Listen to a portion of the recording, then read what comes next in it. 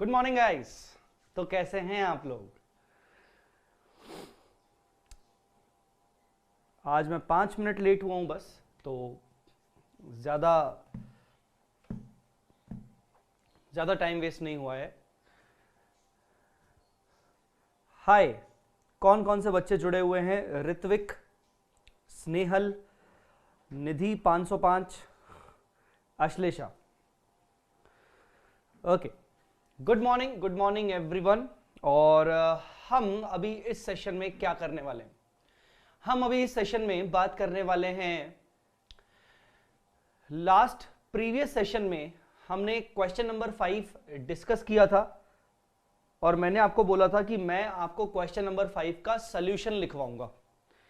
आप ही लोगों ने मुझे इसमें डिस्कस करके बताया था कि कौन कौन सी गलतियां इन्वॉल्व है इस क्वेश्चन में।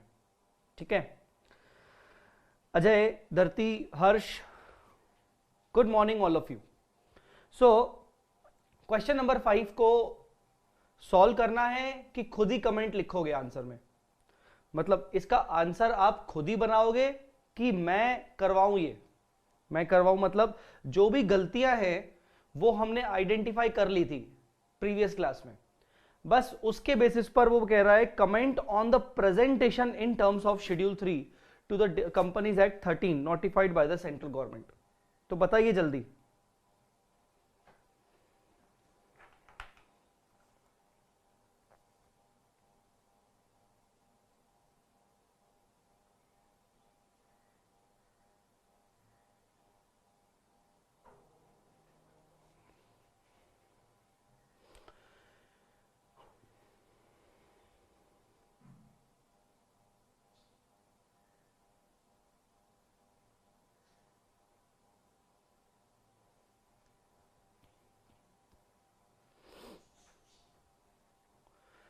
धरती कह रही है कि we will do at our own.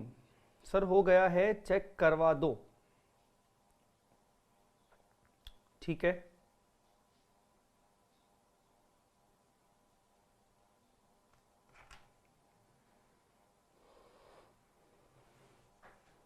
तो एक काम करते हैं, कौन कौन से पॉइंटर्स आएंगे वो बात कर लेते हैं।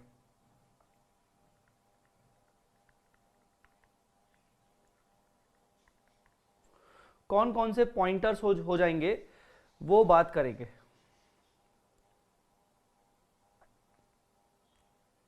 ठीक है, कौन कौन से पॉइंटर्स आएंगे सबसे पहले वो बात करेंगे। ठीक है ना? Balance sheet of appropriate limited,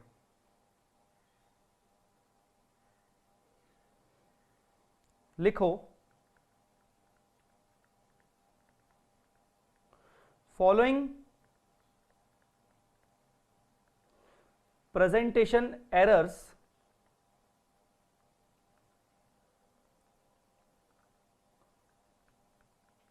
have been noticed. Following presentation errors have been noticed from the balance sheet of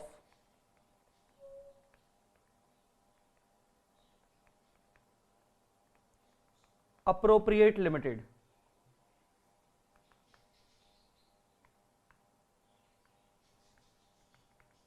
सबसे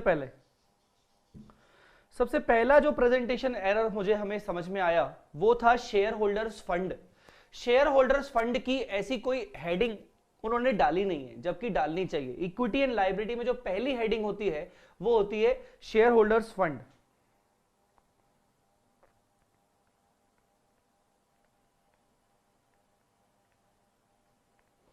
शेयर होल्डर्स फंड, इसमें हम लिखेंगे this heading is not being appeared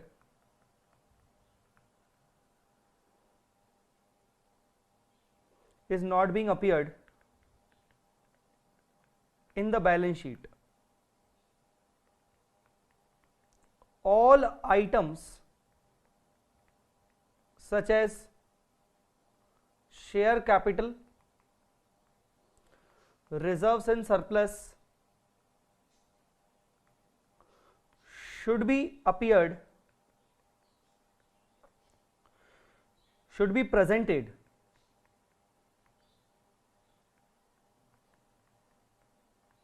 under this heading, इस heading के under होने चाहिए। क्यों बाकी बच्चे कहाँ क्या कर रहे हैं? बाकी बच्चे मुझे रिप्लाई नहीं कर रहे। बाकी स्टूडेंट क्या हैं? मैंने एक चीज पूछी कि मैं आपको करवाऊं कि नहीं करवाऊं, सिर्फ 2 बच्चों का जवाब आया। ऐसे कैसे चलेगा दीदी? हाँ, ऐसे कैसे चलेगा अंकल?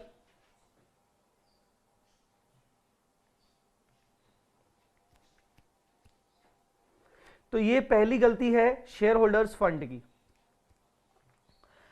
दूसरी गलती जो हमें दिख रही है कि इंप्लॉय स्टॉक ऑप्शन आउटस्टैंडिंग जो होता है वो फेस ऑफ बैलेंस शीट पे नहीं दिखता है।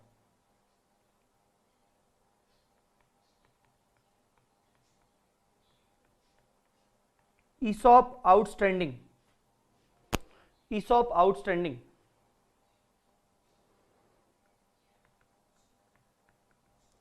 ESOP outstanding is being shown on face of balance sheet.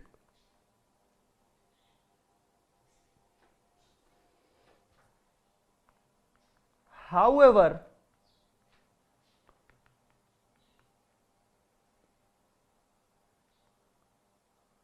it should be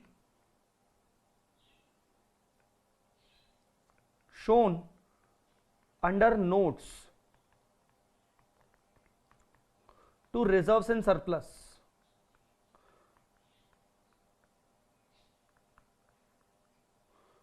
and not on face of balance sheet।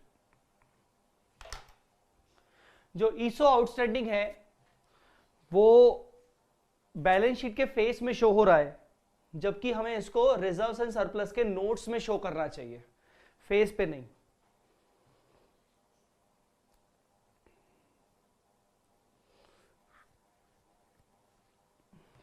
Prateek, good morning बेटा।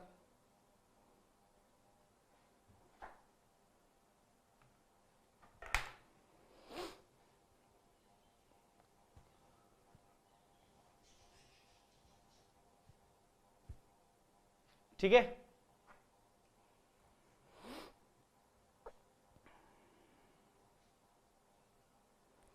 तीसरा, शेयर एप्लीकेशन मनी रिफंडेबल। हमें ये other current liability में दिखाना चाहिए, बैलेंस शीट के face पे नहीं दिखाना चाहिए। स्पेशली नॉन करंट लायबिलिटी के ऊपर दिखाया गया है, मतलब part of share holder fund दिखाया गया है। पॉसिबल ही नहीं है, बिल्कुल गलत ट्रीटमेंट है।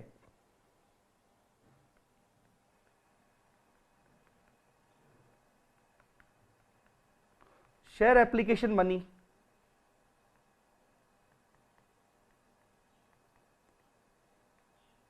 Refundable,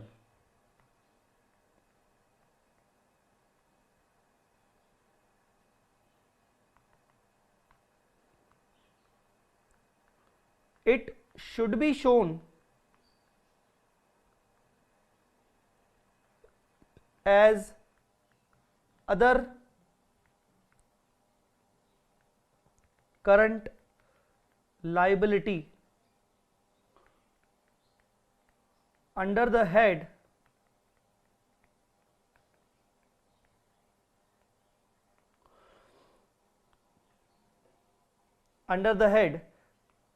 current liability, under the head current liability, but wrongly presented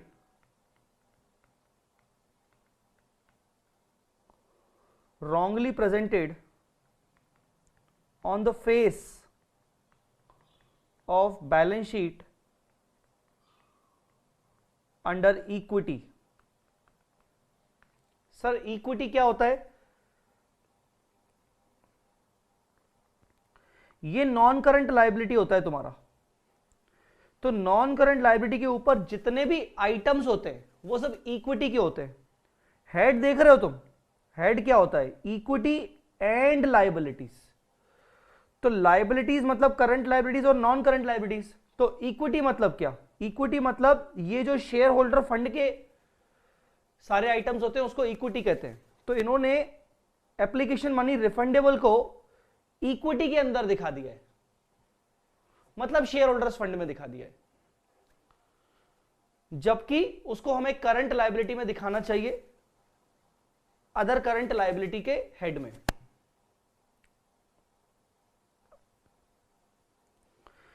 अब नॉन करंट लायबिलिटीज में डेफर्ड टैक्स लायबिलिटी ठीक है। Current liabilities trade payables, trade payable उन्होंने दिखाया तो सही है, बस हमें यह बताना है कि जब वो नोट्स में ट्रेड पेबल्स को दिखाएंगे तो उनको दो हिस्सों में क्लासिफाई करके दिखाना पड़ेगा।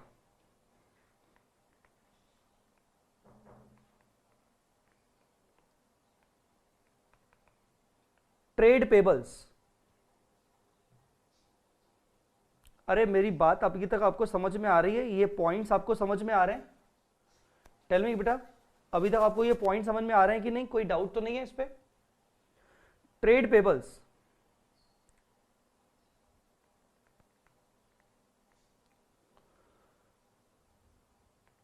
under the separate note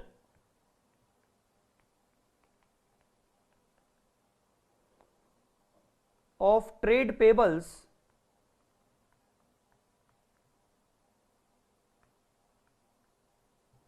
under the separate note of trade payables,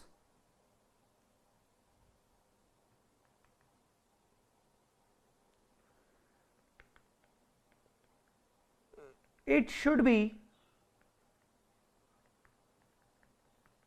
classified as under।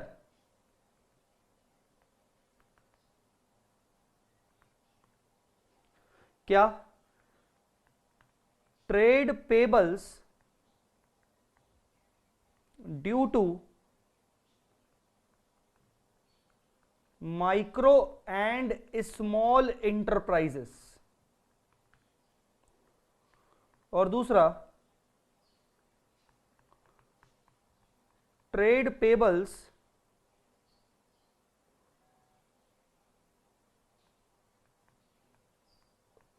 Other than micro enterprise and small enterprises.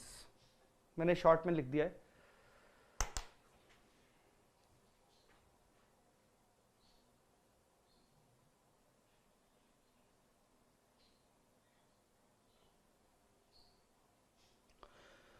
Sir CA inter both groups exam given in November 20, लेकिन ऐसे ही आपका 2 minute से देख रहा हूं।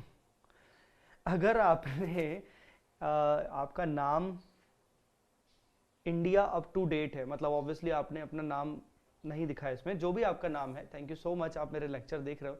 अगर inter के lectures, अगर इंटर के एग्जाम दे दिए हैं नवंबर 20 में दोनों ग्रुप्स, और लगता है कि बहुत अच्छे गए हैं, तो मुझे ऐसा लगता है कि आपको मेरे फाइनल के 2-3 लेक्चर्स देखने चाहिए डेमो वाले, क्योंकि अगर लगता है कि पास होने वाले हो तो फाइनल की तैयारी करो, इंटर का देख के क्या कर रहे हो?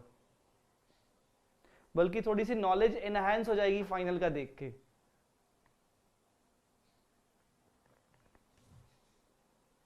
पार्थ फ्रॉम गुजरात, ओके पार्थ बेटा, अगर लगता है कि इंटर में बहुत अच्छे नंबरों से पास हो रहे हो तो फाइनल के लेक्चर्स देखो, ठीक है? फाइनल में मैं जितना अच्छा यहां पढ़ा रहा हूं उतना ही अच्छा फाइनल में पढ़ाता हूं, उससे मतलब बेसिकली कहने का मतलब अपनी नॉलेज इनहैंस करो। इंटर में देख रहे हो क्या मिलेगा, पास होने वाले हो तुम, 99.99% पास हो जाऊंगा बोथ, लेकिन तब भी अच्छा चलो कोई बात नहीं। असेट्स में फिक्स्ड असेट्स, नॉन करंट के अंदर फिक्स्ड असेट की जगह पीपी लिखना चाहिए था।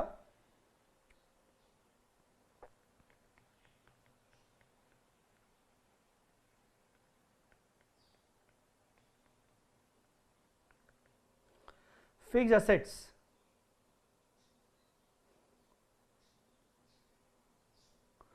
Fixed assets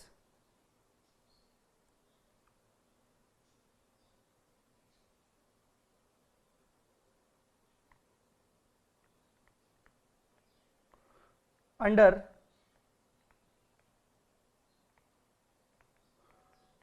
non-current assets, under non-current assets, the heading named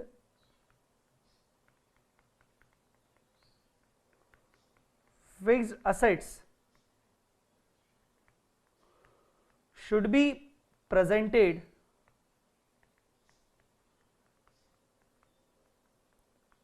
in the name of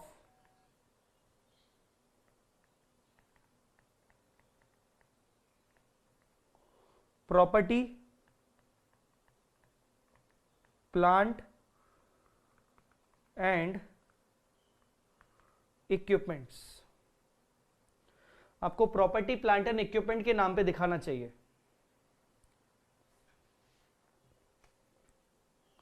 property, plant and equipment.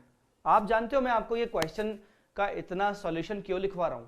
Although मुझे यकीन है कि कुछ बच्चों ने लिखा होगा सॉल्यूशन, ठीक है, बस एक क्रॉस चेक कर रहे होंगे, बट इसलिए लिखवा रहा हूं ताकि आपको एक आइडिया जो जनरेट हो जाए कि हाँ कैसे लिखा जाता है। आमतौर पर देखा जाता है कि सीए के बच्चे, व्हेन आई से सीए के स्टूडेंट, दैट मींस कॉमर्स और सीए के स्टूडेंट्स में प्रॉब्लम पता है कहां होती है? प्रॉब्लम उनसे कोई कॉन्सेप्ट पूछ लो ना, धड़ल्ले से बता देंगे, हाँ ये होता है, ऐसा होता है concept. But when it comes to writing, not all students but maximum students, when it comes to writing, सारे स्टूडेंट वहां पे आके फैल जाते हैं। मतलब वहां जैसे ही हम बात करते हैं कि यार कुछ लिखना है या फिर कम्युनिकेशन करना है, तो वहां हमारा कॉन्फिडेंस लो हो जाता है, हम वहां अपने कॉन्फिडेंस में मात खा जाते हैं और हमसे आगे बाकी फील्ड के बच्चे निकल जाते हैं।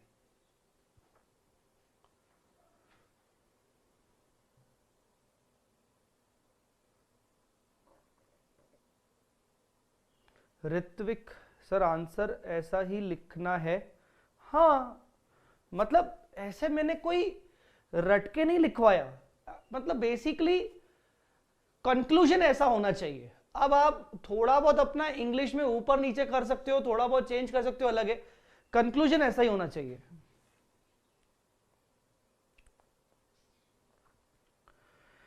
फिक्स्ड एसेट्स हो गया। उसके बाद capital work in progress including capital advances, capital work in progress, ठीक है, इसको 6th पॉइंट दे देते हैं।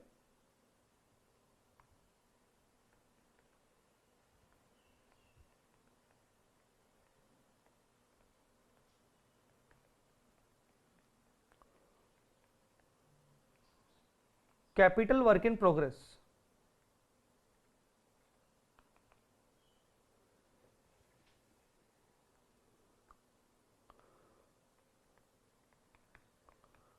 Capital work in progress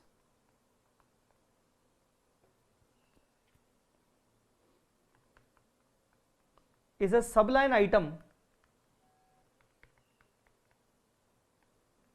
of PPE and should be presented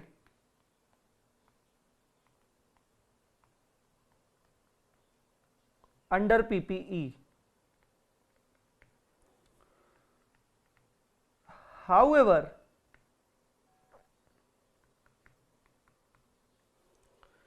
capital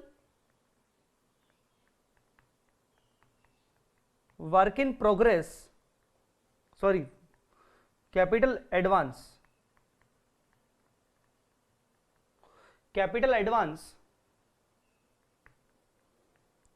is an item to be disclosed under the heading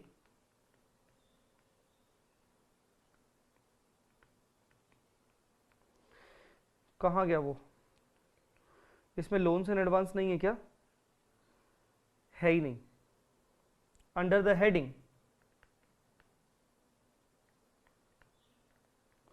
long term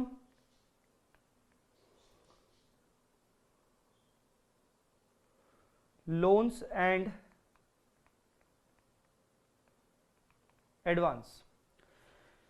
Shahabuddin ने एक question पूछा है, मुझे लगता है उसका जवाब देना बहुत जरूरी है कि सर क्या आप कंप्लीट क्लासेस लाइव दोगे? गाइज,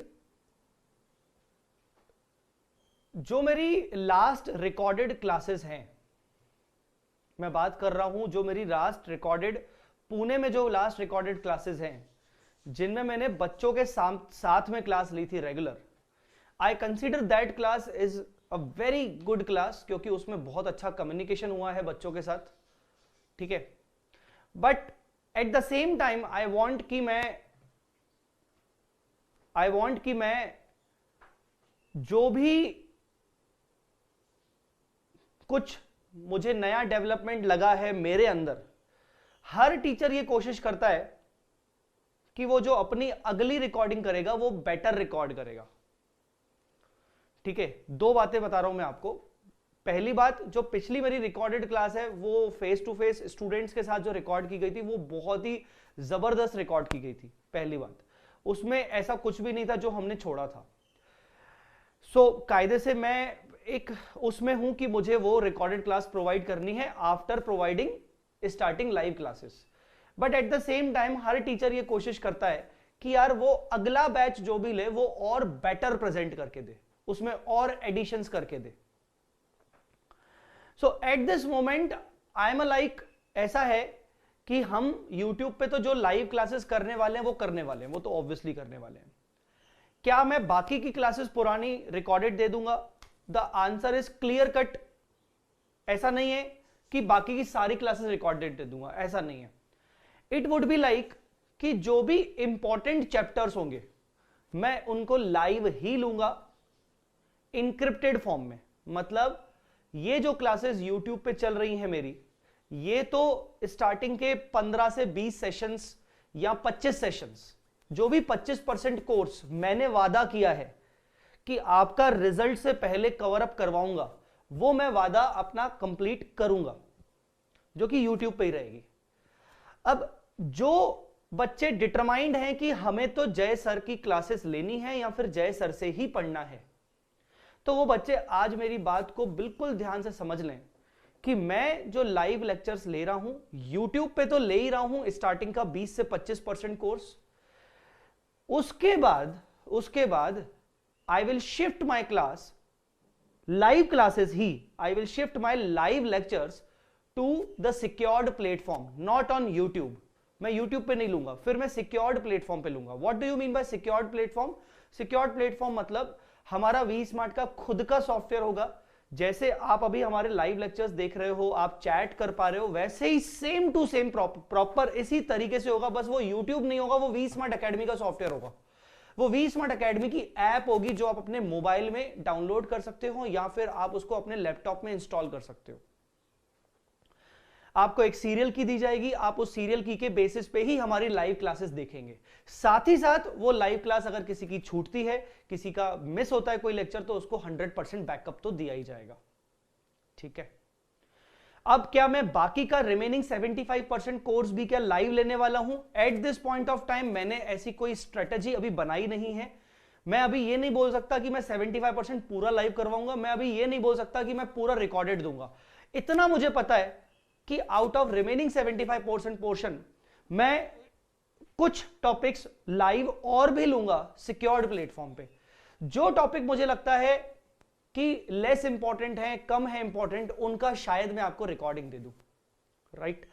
सो ये एक बात आप सबके साथ इस लाइव लेक्चर के माध्यम से मैं इसीलिए बोल रहा हूं ताकि आपको एक क्लियर कट आइडिया हो जाए कि जय चावला आपको कौन सी क्लासेस दे रहा है।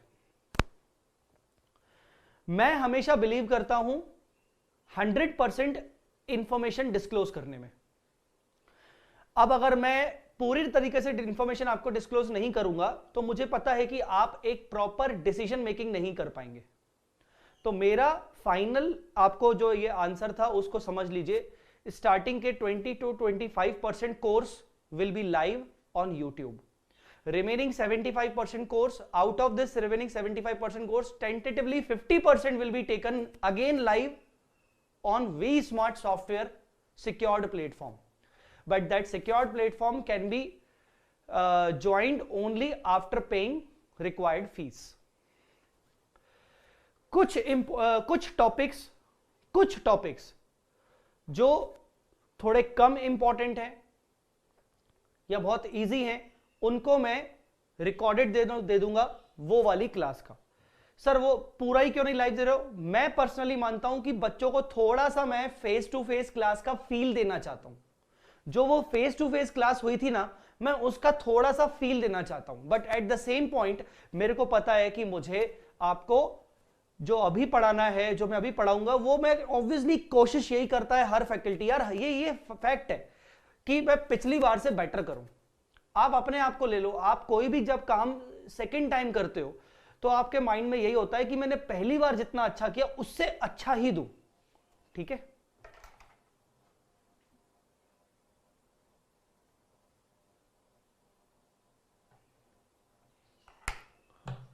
ऋत्विक तयाल ब्लेंडेड बैच कह रहे हैं, yes we can say blended batch, but moreover it would be like live lectures ज्यादा होंगे, कोशिश यही होगी कि लाइव लेक्चर्स ज्यादा होंगे और पिछले रिकॉर्डेड लेक्चर्स थोड़े से कम होंगे।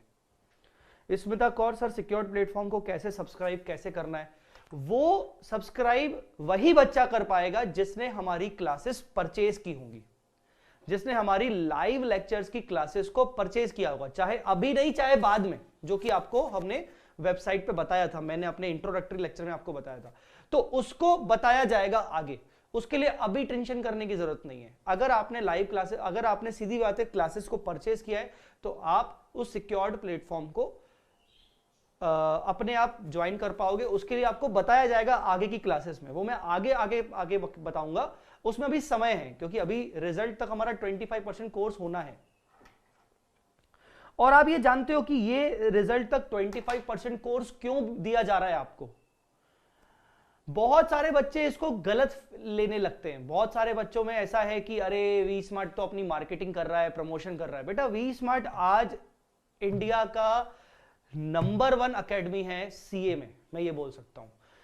मैं बोला अकेडमी, मैं कभी ये नहीं बोलता हूं कि नंबर 1 टीचर, नंबर वन। ये नंबर 1 टीचर नहीं बोल रहा हूं मैं, नंबर 1 अकेडमी है। आप कोई भी अकेडमी देखो जहां पर इतनी बड़ी टीम आपको एक साथ एक प्लेटफॉर्म पे मिलेगी, वो भी लाइव लेक्चर्स के लिए नेशनल लेवल पे।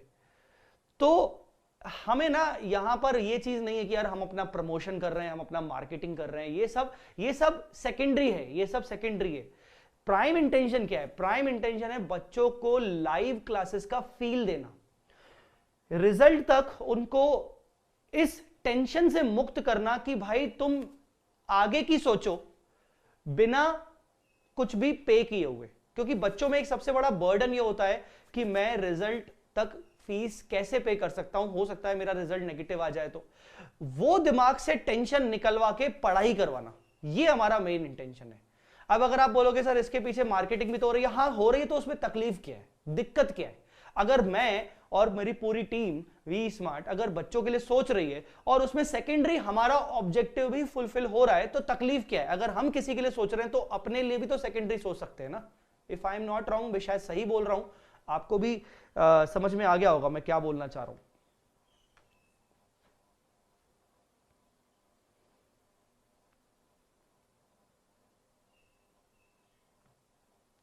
सर मैंने आपकी क्लास जुलाई में परचेज की थी, सो सर उसमें रिकॉर्डेड क्लास होगा ना? बेटा ऑब्वियसली लाइव क्लास तो अभी 4 दिन हुआ है, शुरू हुआ है, तो इससे पहले अगर आपने कोई ऑलरेडी क्लास परचेज की तो रिकॉर्डेड ही होगा ना बेटा, और कौन सी क्लास होगी? चलो, तो ये था आपका capital work in progress. Capital work in progress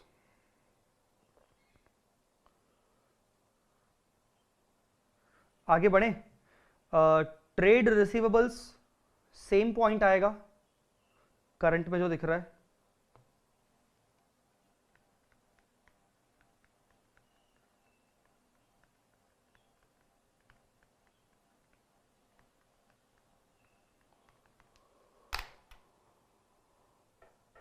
trade receivables, बेटा ट्रेड रिसीवेबल्स का पॉइंट ना मैं रिपीट नहीं करूंगा, सेम आ जाएगा यहां पर, सेम पॉइंट आ जाएगा ट्रेड रिसीवेबल्स का यहां पर,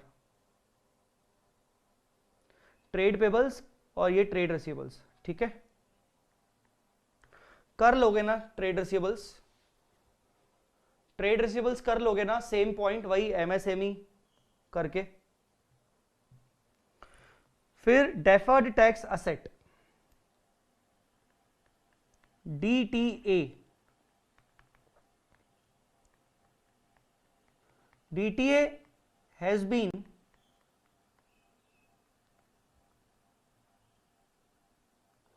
wrongly presented,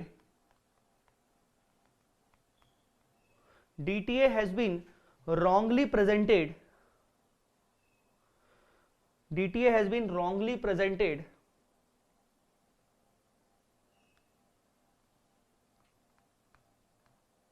under the head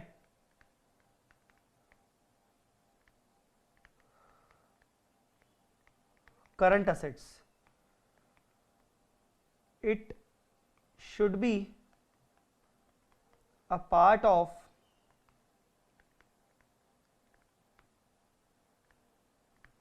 current non-current assets and presented accordingly.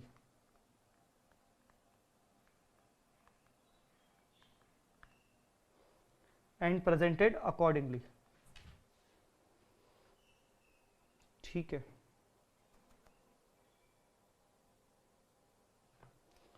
And presented accordingly, ठीक है। डेफर्ड टैक्स हो गया। Last profit and loss debit balance,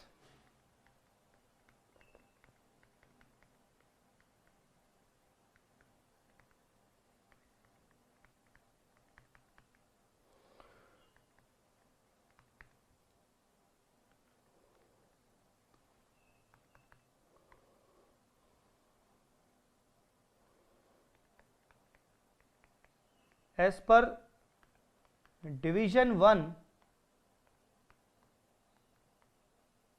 schedule 3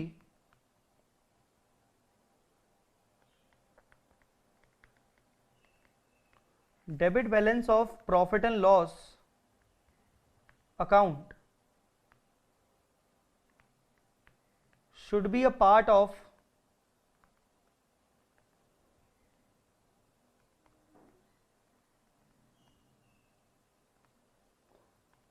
reserves and surplus,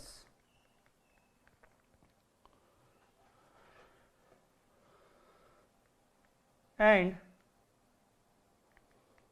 must be presented as negative surplus amount under the heading reserves and surplus. That's it, हो गया बेटा। सो ये हो गया आपका पूरा, ठीक है। अच्छा मुझे एक बात का जवाब दो, अभी जितने भी बच्चे लाइव दिख रहे हैं मेरे सामने, जितने भी स्टूडेंट्स लाइव हैं, सिर्फ मुझे एक चीज का एक सवाल का जवाब देना। आप में से वो कौन से बच्चे हैं जो ऑन अ सीरियस नोट पर अपनी ग्रुप 2 की पढ़ाई शुरू कर चुके हैं बिना रिजल्ट का सोचे हुए? सीरियस नोट पर। सीरियस नोट का मतलब क्या होता है कि भाई मुझे आगे कंटिन्यू करना है, एटलीस्ट 25% कोर्स जो प्रोवाइड किया जा रहा है मुझे तो वो अच्छे से देखना है बिना ग्रुप 1 के रिजल्ट का सोचे हुए।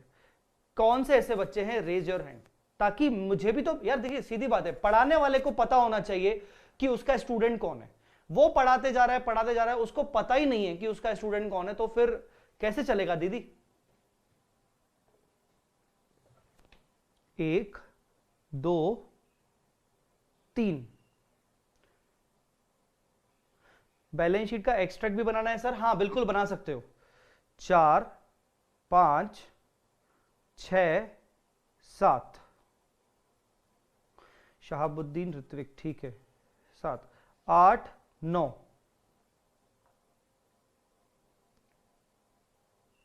शाहबुद्दीन, ऋत्विक, स्नेहल, ऋत्विक ने 2 बार बोल दिया।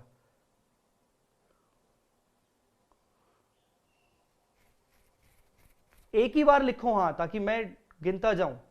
9, 10, 11, 12।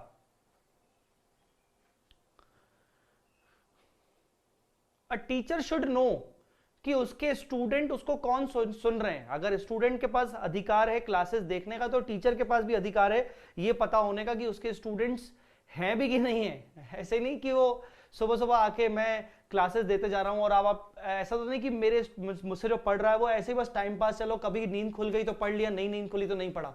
ऐसे वाला सिस्टम नहीं कि हाँ हम डेली बेसिस पे पढ़ते हैं। 10 बेटा एक ही बार रेज हैंड करना है बेटा, बार बार मी और हैंड रेज नहीं करना है, नहीं तो मैं डबल गिन लूंगा। 12 के बाद 13, 14। डबल बार हाथ ऊपर मत करो।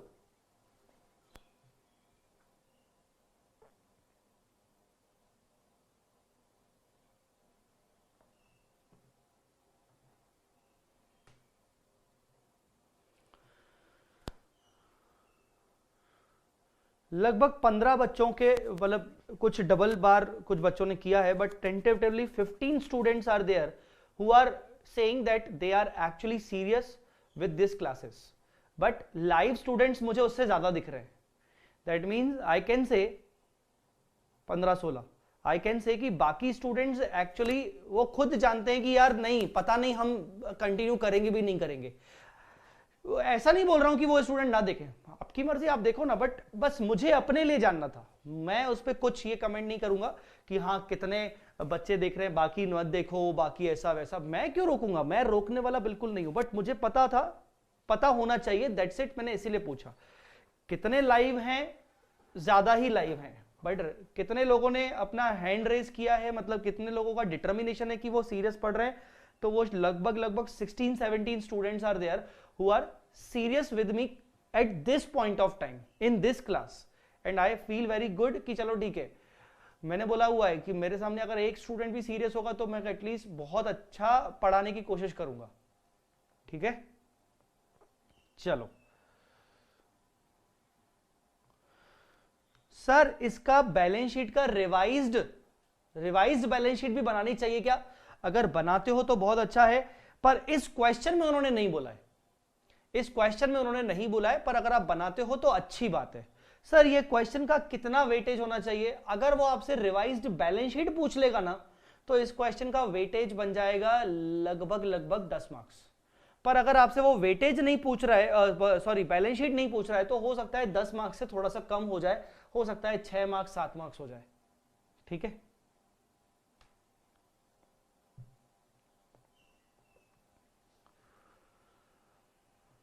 अच्छा नाउ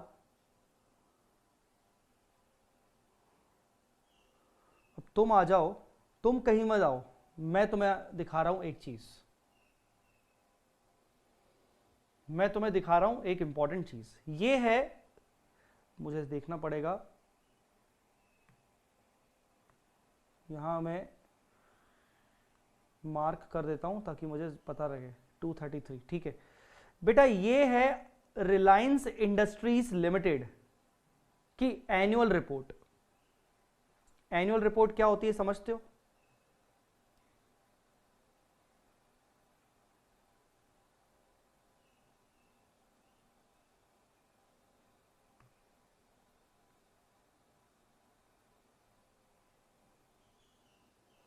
एनुअल रिपोर्ट क्या होती है समझते हो?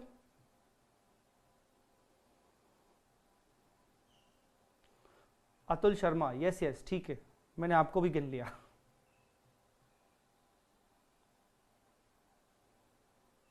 बॉस ये है रिलायंस इंडस्ट्री की एनुअल रिपोर्ट। थोड़ी सी प्रैक्टिकल ओरिएंटेड बात कर लेते हैं।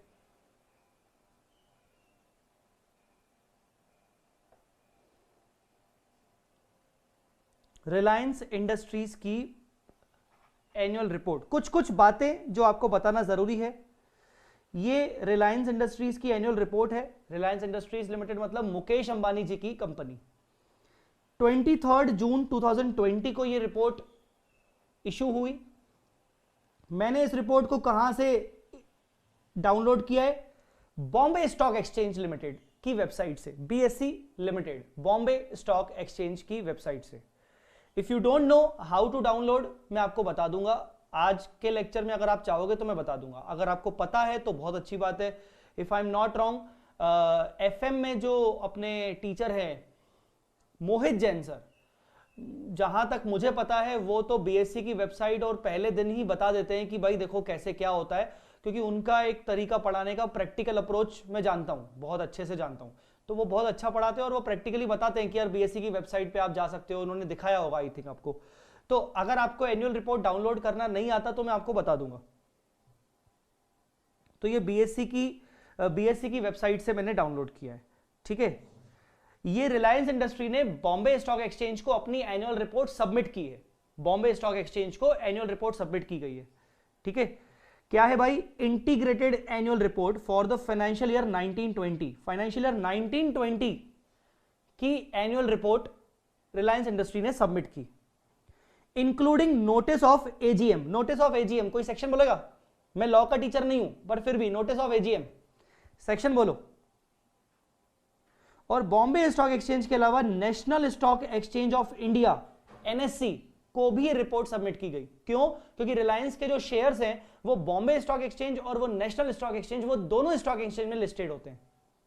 किसी भी कंपनी के अगर शेयर्स स्टॉक एक्सचेंज में लिस्टेड होते हैं तो उस कंपनी को अपनी एनुअल रिपोर्ट सबमिट करनी पड़ती है उस स्टॉक एक्सचेंज को। जल्दी बोलो, नोटिस ऑफ एजीएम। अच्छा मैं आपको बता दूं, मुझे सेक्शन नहीं पता, मैं आपको पहले से ही बता रहा हूं, मुझे लॉ में इंटरेस्ट शुरू से नहीं था। मेरा सबसे बेकार जो मुझे सब्जेक्ट्स लगते थे वो ऑडिट और वो लॉ ही लगते थे। लॉ फिर भी ठीक ठाक लगता था, ऑडिट मुझे सबसे बेकार सब्जेक्ट लगता था, मुझे तो बिल्कुल पसंद नहीं था। लगता था कि 40 मार्क्स आ जाएं, बाकी सब्जेक्ट्स में रिकवर कर लूंगा। तो मुझे थ्योरी सब्जेक्ट्स अच्छा नहीं लगता था। लॉ का मुझे नोटिस ऑफ एजीएम का सेक्शन नहीं पता। 101, 102, 96 कुछ 101 बोल रहे हैं, मैक्सिमम 101 बोल रहे हैं, पर कुछ लोगों ने 102 और कुछ लोगों ने 96 बोला है। चलो ठीक है, देख लो अपने हिसाब से, लड़ लो कौन सा सेक्शन है। चलो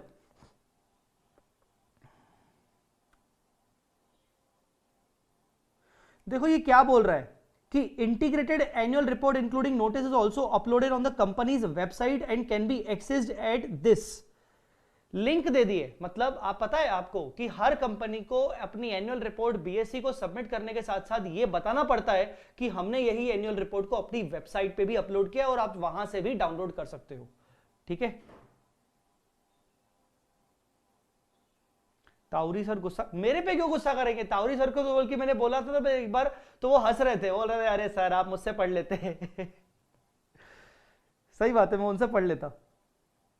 अच्छा ये रिपोर्ट किसने सबमिट की है? कुछ कुछ बातें जरूरी है, आपको पता होना चाहिए कि किसके सिग्नेचर होते हैं एनुअल रिपोर्ट पे, कौन दे रहा है। तो बता दूं मैं आपको, yours faithfully Reliance industries limited, Savitri Parekh, joint company secretary and compliance officer. ये एनुअल रिपोर्ट पे सिग्नेचर किसके हैं? Joint company secretary and compliance officer के। ये कंपनी सेक्रेटरी है इस रिलायंस कंपनी की। अब आप ऑफेंडेड फील मत करना कि सर सीए के साइन क्यों नहीं है इस नोटिस पे, मतलब ये जो सबमिशन होता है, ये सबमिशन पे सीए के साइन नहीं होते। CA is considered as a outside party. किसी भी कंपनी का जो सीए होता है, ऑडिटर होता है, I am not saying CA, किसी भी कंपनी का जो ऑडिटर होता है वो एक आउटसाइड पार्टी है, वो थोड़ी बताएगा। सीएस उस कंपनी में ही रखा गया है। सीएस की एक लिमिट होती है, शायद आपको इंटर में या फिर फाइनल में पढ़ाया जाता है कि कंपनी का कुछ नेटवर्थ या पता नहीं कुछ थ्रेशोल्ड लिमिट होती है, उसके बाद कंपनी को सीएस रखना जरूरी होता है, ठीक है। चलो तो ये पहला पेज था, ठीक है भाई। अगर आपको रिलायंस इंडस्ट्रीज का रजिस्टर्ड ऑफिस पता करना है तो ये है registered office, 3rd floor, maker chambers, 4th 222 Nariman point, Mumbai. Reliance industries का जो रजिस्टर्ड ऑफिस है वो नरीमन पॉइंट में है। अच्छा इनके फोन नंबर भी लिखे हैं, चाहो तो उनको फोन लगा के तंग करते रहो, अगर टाइम पास नहीं हो रहा है तो ठीक है, अगर टाइम पास नहीं हो रहा है तो तंग करते रहो। चलो दूसरा पेज देखो क्या है, कॉपी टू।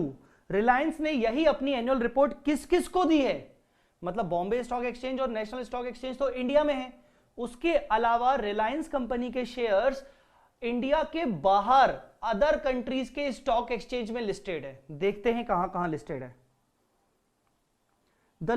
एक second, the Luxembourg stock exchange कहां का है बॉस, ये लग्जमबर्ग का है। Singapore stock exchange, Taipei stock exchange, Taipei कहां का है, ताइवान। ताइवान एक छोटी सी कंट्री है, चाइना के आसपास आपको दिख जाएगी, चाइना के आसपास है ताइवान करके country. National securities deposit limited, NSDL, NSDL को भी सबमिट किया गया है। Central depository services India limited, CDSL. The bank of New York Mellon, bank को भी जमा किया गया है। क्यों सर, क्योंकि बैंक से लोन लिया गया होगा। केफिन टेक्नोलॉजीज प्राइवेट लिमिटेड, अब सर इसको क्यों जमा किया गया है, अब उसका तो हमें आगे मालूम पड़ेगा कि क्यों जमा किया गया है। केफिन टेक्नोलॉजीज कौन है, आई डोंट नो। तो इतने लोगों को जमा की गई है। चलो सर मुद्दे पे आओ। ये उन्होंने अपना फ्रंट पेज दिखाया है भाई रिलायंस ने कि हम सभी प्रकार के लोगों को साथ में लेके चलते हैं, ठीक है ना। नए इंडिया का नया जोश, ये श्री धीरू भाई अंबानी साहब, फाउंडर चेयरमैन, आप सभी लोग जानते होंगे इनके बारे में। नए इंडिया का नया जोश। अब क्या है, ये एनुअल रिपोर्ट ना 300 to 400 पेजेस की है। क्या मैं आपको सारे के सारे 300 to 400 पेजेस की एनुअल रिपोर्ट पढ़वाऊंगा, पागल थोड़ी हो गया हूं ना। आप पढ़ोगे, सभी लोग भाग जाओगे, बोलोगे छोड़ो यार आज का लेक्चर ही बेकार है। तो मैं आपको सारे पेजेस पे नहीं लेके जाने वाला। ये मोटा भाई, ठीक है ना, ये हमारे मोटा भाई मुकेश अंबानी साहब। हाँ, ये पेज पे आ जाओ। ये पेज आपके लिए इंपॉर्टेंट है थोड़ा सा, मतलब आपको कुछ कुछ आपने वर्ड्स सुने होंगे। मोटा भाई कौन है, मोटा भाई हैं chairman and managing director, chairman भी है एमडी भी है। Nita ma'am non executive director, ये वर्ड आपने सुना होगा, नॉन एग्जीक्यूटिव डायरेक्टर, लॉ पढ़ते हुए I think. Non executive director, अगर कुछ वर्ड से जुड़े हुए कुछ सेक्शन याद आ रहे हैं तो जरूर लिख लेना। अब आप देखोगे कुछ कुछ लोग, आपने नाम तो नहीं सुने होंगे पर मैं बता रहा हूं उनकी उपाधि क्या है। नॉन एग्जीक्यूटिव, ये एग्जीक्यूटिव डायरेक्टर, मतलब ये भैया मेन आदमी है कंपनी का, ठीक है ना, कंपनी का मेन आदमी है। Nikhil R Meswani, non executive, non executive, non executive, non executive, non executive, executive Shri Hital R Meswani, Meswani ये मेसवानी ब्रदर्स लग रहे हैं। फिर Shri PMS Prasad executive directors, Pawan Kumar Kapil executive director, ये सब और नॉन एग्जीक्यूटिव। इनकी कौन कौन सी कमिटी बनाई गई है, एक ऑडिट कमिटी, एक स्टेक होल्डर रिलेशन कमिटी, एक CSR committee, human resource committee, finance committee, health safety committee and risk management committee. इतने सारी कमिटीज, वाह।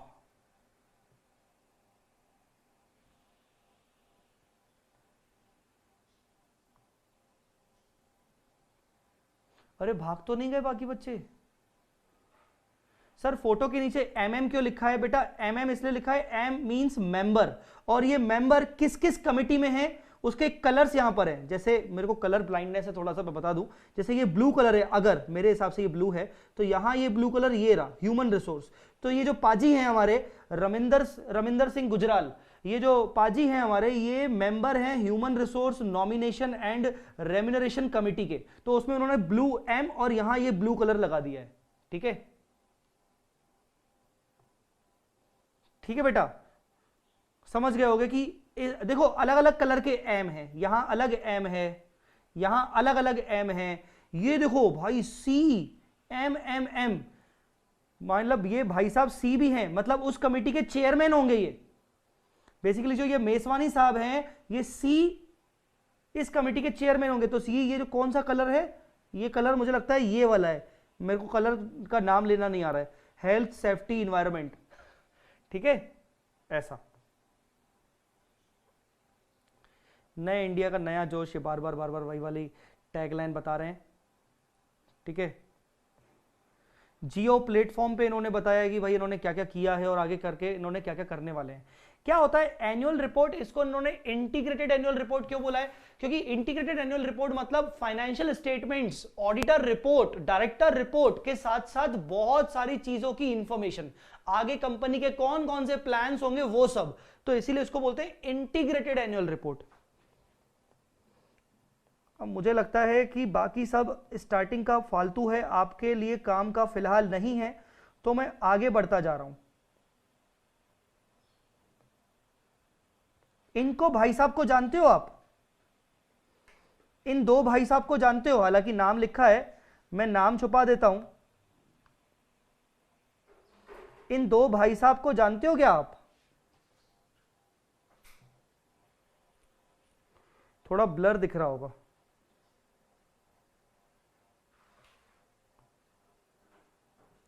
और इन मैडम को भी, इन मैडम को भी अभी 2-4 दिन पहले एक मीम आया था, वो मुकेश अंबानी जी को ग्रैंडसन हुआ है ना, तो अभी मीम आया था कि उनका ग्रैंडसन ऐसे करके बोल रहा है, when he knows his grandfather is Mukesh Ambani. तो मतलब वो बिल्कुल ऐसा करके मीम आपने देखा था। कौन है ये मैडम, कौन है ये दोनों भाई साहब? इन मैडम का नाम है ईशा अंबानी, नाम तो सुना ही होगा, है ना? शाहरुख खान का नाम सुनो ना सुनो भैया, इनका जरूरी है नाम सुनना। इन भाई साहब का नाम है आकाश अंबानी, इन भाई साहब का नाम है अनंत अंबानी। ये भैया मोटे थे पहले, अब पतले हो गए, अब इन्होंने बढ़िया अपना मेंटेन किया है अपनी बॉडी को अच्छे से, पहले ये मोटे थे।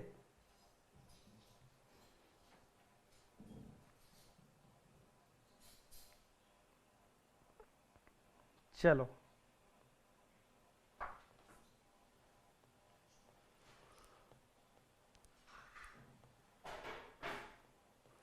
अब थोड़ा सा आगे बढ़ते हैं और मेन मुद्दे पे चलते हैं, क्योंकि जो मैंने आपको अपनी रिपोर्ट दिखानी है जिस पर्पस से, मैं उस पर्पस को जल्दी से जल्दी आगे लेना चाहता हूं।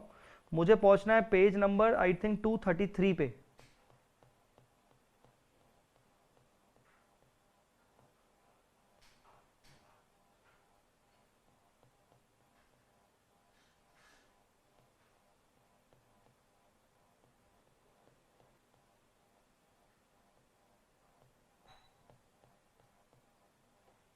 अच्छा ये देख लो, ये आपके लिए बहुत जरूरी है देखना। Share holding pattern on March 31, 2020। Company का शेयर होल्डिंग पैटर्न क्या है? कंपनी बता रही है, एक्चुअली क्या होता है, कंपनीज एक्ट और शेड्यूल 3 कहता है कि आपको अपना शेयर होल्डिंग पैटर्न बताना जरूरी है। उस पर स्पेशली उन शेयर होल्डर्स को बताना जरूरी है जिन शेयर होल्डर्स के पास 5% या 10%, मुझे ध्यान नहीं आ रहा, कंपनी लॉ का पॉइंट है 5% या 10% से ज्यादा शेयर्स हैं जिसके पास, आपको उनको सेपरेटली दिखाना पड़ेगा। तो ये रिलायंस कंपनी बता रही है कि हमारे जो प्रमोटर्स हैं, जो कंपनी का प्रमोटर है या प्रमोटर ग्रुप, जिसमें मुकेश अंबानी भी आते होंगे, नीता अंबानी और भी लोग जो प्रमोटर हैं, उनके पास 52% शेयर हैं जो कि प्योर इंडियन है। फॉरेनर के पास एक भी शेयर नहीं है। मतलब रिलायंस कंपनी में कोई फॉरेनर कंपनी प्रमोटर है ही नहीं, कोई फॉरेन कंपनी ने पैसा लगाया ही नहीं है, लगाया भी होगा तो वो प्रमोटर तो नहीं है। आई बात समझ में कि नहीं? सॉरी 52% नहीं, 52 नंबर्स हैं, ये नंबर लिखा हुआ है 52 नंबर्स, परसेंट नहीं, सॉरी परसेंट कितना है? परसेंट है 48.87 परसेंट है 48.87। और दूसरा क्या है? Public share holding. Public share holding, public share holding में तो उन्होंने नंबर्स बता दिए, इतने लोगों ने कंपनी में पैसा लगाया हुआ है। पब्लिक जैसे मैंने भी रिलायंस में लगाया, मैंने 20 शेयर खरीदे रिलायंस के, हो सकता है आप में से भी किसी ने खरीदे हो। तो 26,32,119 इंस्टीट्यूशंस नॉन इंस्टीट्यूशंस मिला के, तो ये 48% पब्लिक पब्लिक शेयर होल्डिंग है।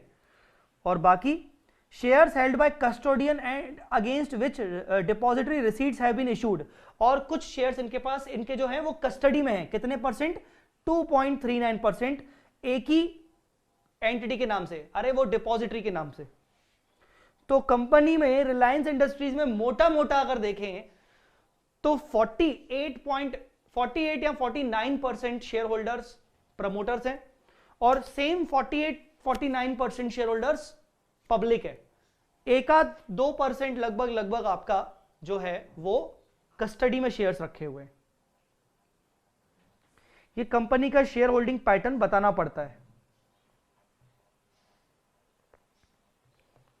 अच्छा,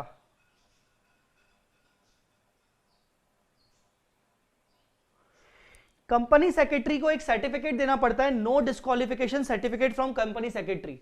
कंपनी सेक्रेटरी जो उस कंपनी का होता है वो एक सर्टिफिकेट देता है कि हमारी कंपनी में कौन कौन से डायरेक्टर्स हैं, या जितने भी डायरेक्टर्स हैं वो डिस्क्वालिफाइड नहीं है, ठीक है ना।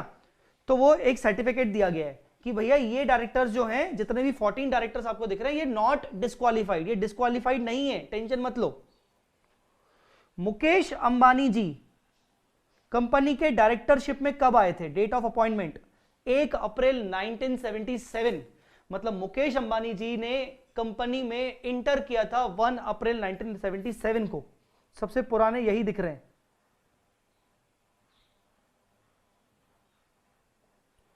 ठीक है,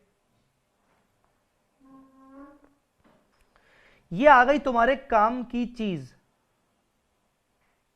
नहीं, ये काम की चीज नहीं है। Independent auditor certificate on compliance with condition of corporate governance, छोड़ दो ये काम की चीज, अभी छोड़ो। मैं मेन मुद्दे पे आ रहा हूं, ऑडिट रिपोर्ट पे आ रहा हूं मैं। ये बोर्ड रिपोर्ट चल रही है।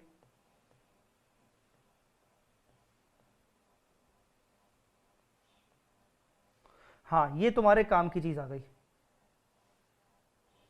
Stand alone financial statements. Sir, stand alone financial statements मतलब वो फाइनेंशियल स्टेटमेंट्स जो कंसोलिडेटेड फाइनेंशियल स्टेटमेंट्स नहीं होते हैं, जो कंसोलिडेटेड फाइनेंशियल स्टेटमेंट्स नहीं होते हैं। इसमें क्या क्या है, इसमें एक तो है इंडिपेंडेंट ऑडिटर रिपोर्ट, इसमें ऑडिटर रिपोर्ट लगी हुई है, बैलेंस शीट लगी हुई है, statement of profit and loss लगा हुआ है, changes in equity, statement of changes in equity. Sir ये क्या होता है, statement of changes in equity एक तरीके से एक वर्किंग नोट होता है जिसमें share capital, reserves and surplus को दिखाया जाता है प्रॉपर तरीके से, मतलब वो सीधा मान लो कि नोट्स टू अकाउंट्स होता है, कैश फ्लो स्टेटमेंट और बाकी other notes to financial statements. तो ये आपके स्टैंड अलोन फाइनेंशियल स्टेटमेंट में ये सब है, ठीक है।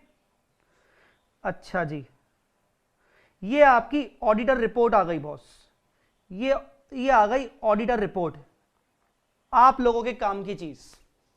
आगे चल के आपको भी ऑडिट रिपोर्ट, अगर आप प्रैक्टिसिंग चार्टर्ड अकाउंटेंट बनोगे, जॉब वालों को मौका नहीं मिलता साइन करने का। हाँ बता दूं मैं आपको, प्रैक्टिसिंग चार्टर्ड अकाउंटेंट बनोगे तो आगे चल के सिग्नेचर ऑडिट रिपोर्ट पे करनी पड़ेगी, ठीक है। आजकल तो डिजिटल सिग्नेचर होते हैं, वैसे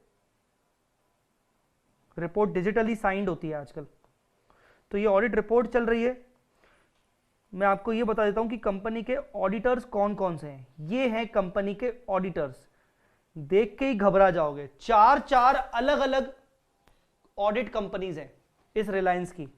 पहली कंपनी डीटीएस एसोसिएट एलएलपी, दूसरी कंपनी एसआरबीसी एंड कंपनी एलएलपी, तीसरी टीपी ओस्टवाल, विक्रम कुमार पंसारी, नहीं सॉरी 4 नहीं है, 2 ही है एक्चुअली। डीटीएस एसोसिएट एलएलपी, उसका पार्टनर है टीपी ओस्टवाल, और एसआरबीसी एंड कंपनी, उसके पार्टनर है विकास कुमार पंसारी। 2 हैं, 2 ऑडिटर हैं कंपनी के, 2 डिफरेंट ऑडिटर्स हैं, डीटीएस एंड एसोसिएट एलएलपी और एसआरबीसी एंड कंपनी एलएलपी। कहां से? सर मुंबई से हैं, दोनों फॉर्म्स मुंबई से हैं।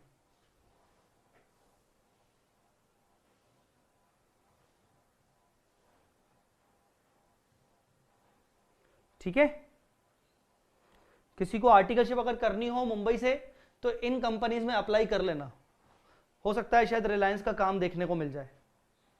कंपनी का नाम नोट कर लो, स्क्रीनशॉट नोट कर लो।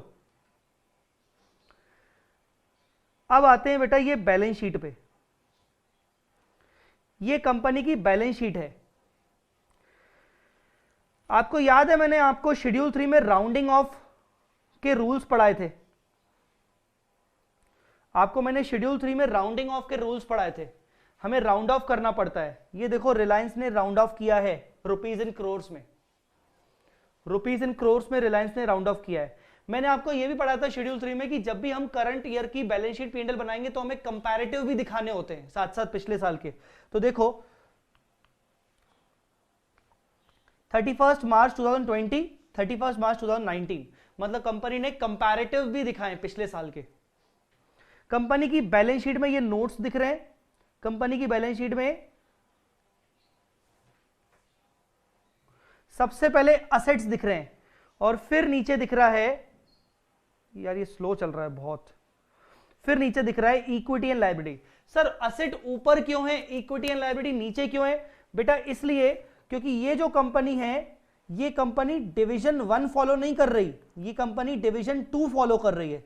मतलब रिलायंस कंपनी बहुत बड़ी कंपनी है जो इंड एज के हिसाब से अपनी बैलेंस शीट और P&L बनाती है, और इंड एज के हिसाब से पहले असेट आता है फिर लायबिलिटी आता है। तो बिल्कुल टेंशन यहां पर वो मत सोचना कि आपको गलत पढ़ाया गया है या ये कंपनी ने गलत बैलेंस शीट बनाई है।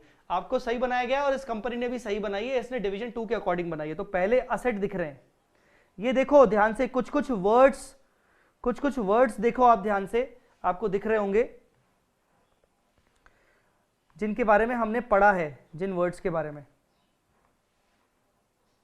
Property plant and equipment, capital work in progress, intangible assets, ठीक है, अदर नॉन करंट असेट्स, ये सब दिख रहा है। इन्वेंट्रीज करंट असेट्स में, investment, trade receivable, cash and cash equivalent वगैरह वगैरह। चलो ये डिवीजन 2 का फॉर्मेट है। मैंने आपको जो पढ़ाया है वो डिवीजन 1 का फॉर्मेट पढ़ा है। मैंने बोला था कि थोड़ा चेंजेस हैं।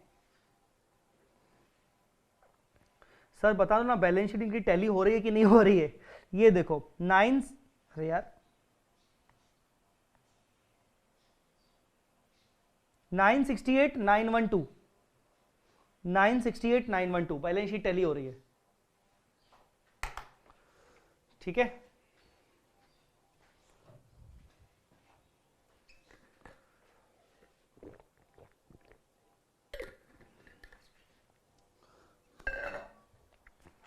मेरा इंटेंशन है आपको कुछ डिस्क्लोजर्स दिखाना। बेटा ये इनका प्रॉफिट एंड लॉस है, थोड़ी सी नजर मार लो, रिलायंस की इनकम पता कर लो कि रिलायंस की इनकम कितनी है, रिलायंस की टोटल इनकम कितनी है देख लो। मैं जो ये ग्रीन कलर से कर रहा हूं हाईलाइट उसको, revenue from operation 25 number note. Reliance की इनकम ध्यान से देखो, रुपीज इन करोड़ में लिखा हुआ है।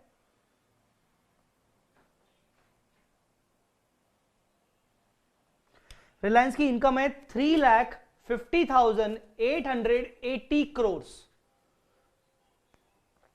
इन शॉर्ट 3.5 लाख करोड़, 3.5 लाख, 3,50,880 करोड़, तो 3.5 लाख करोड़। टेंटेटिवली 3.5 लाख करोड़, 3.5 लाख मतलब 50, करोड़ मतलब 70, तो 5 और 7 12 ओ माय गॉड। ये रिलायंस का रेवेन्यू फ्रॉम ऑपरेशन है। रिलायंस का प्रॉफिट देख लो, ये रिलायंस का प्रॉफिट है 30,903, तो 30,903 डिवाइड बाय 3,50,880, लगभग 8.8% का नेट प्रॉफिट दिखा रही है रिलायंस कंपनी। कितना net profit percentage? 8.8% net profit percentage. 30,903 उसका नेट प्रॉफिट है, 30,903 करोड़।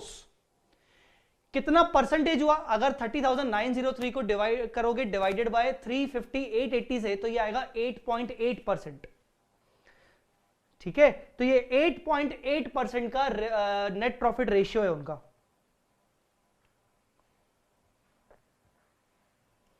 वापस से नीचे कंपनी वही ऑडिटर्स जो साइन करते हैं,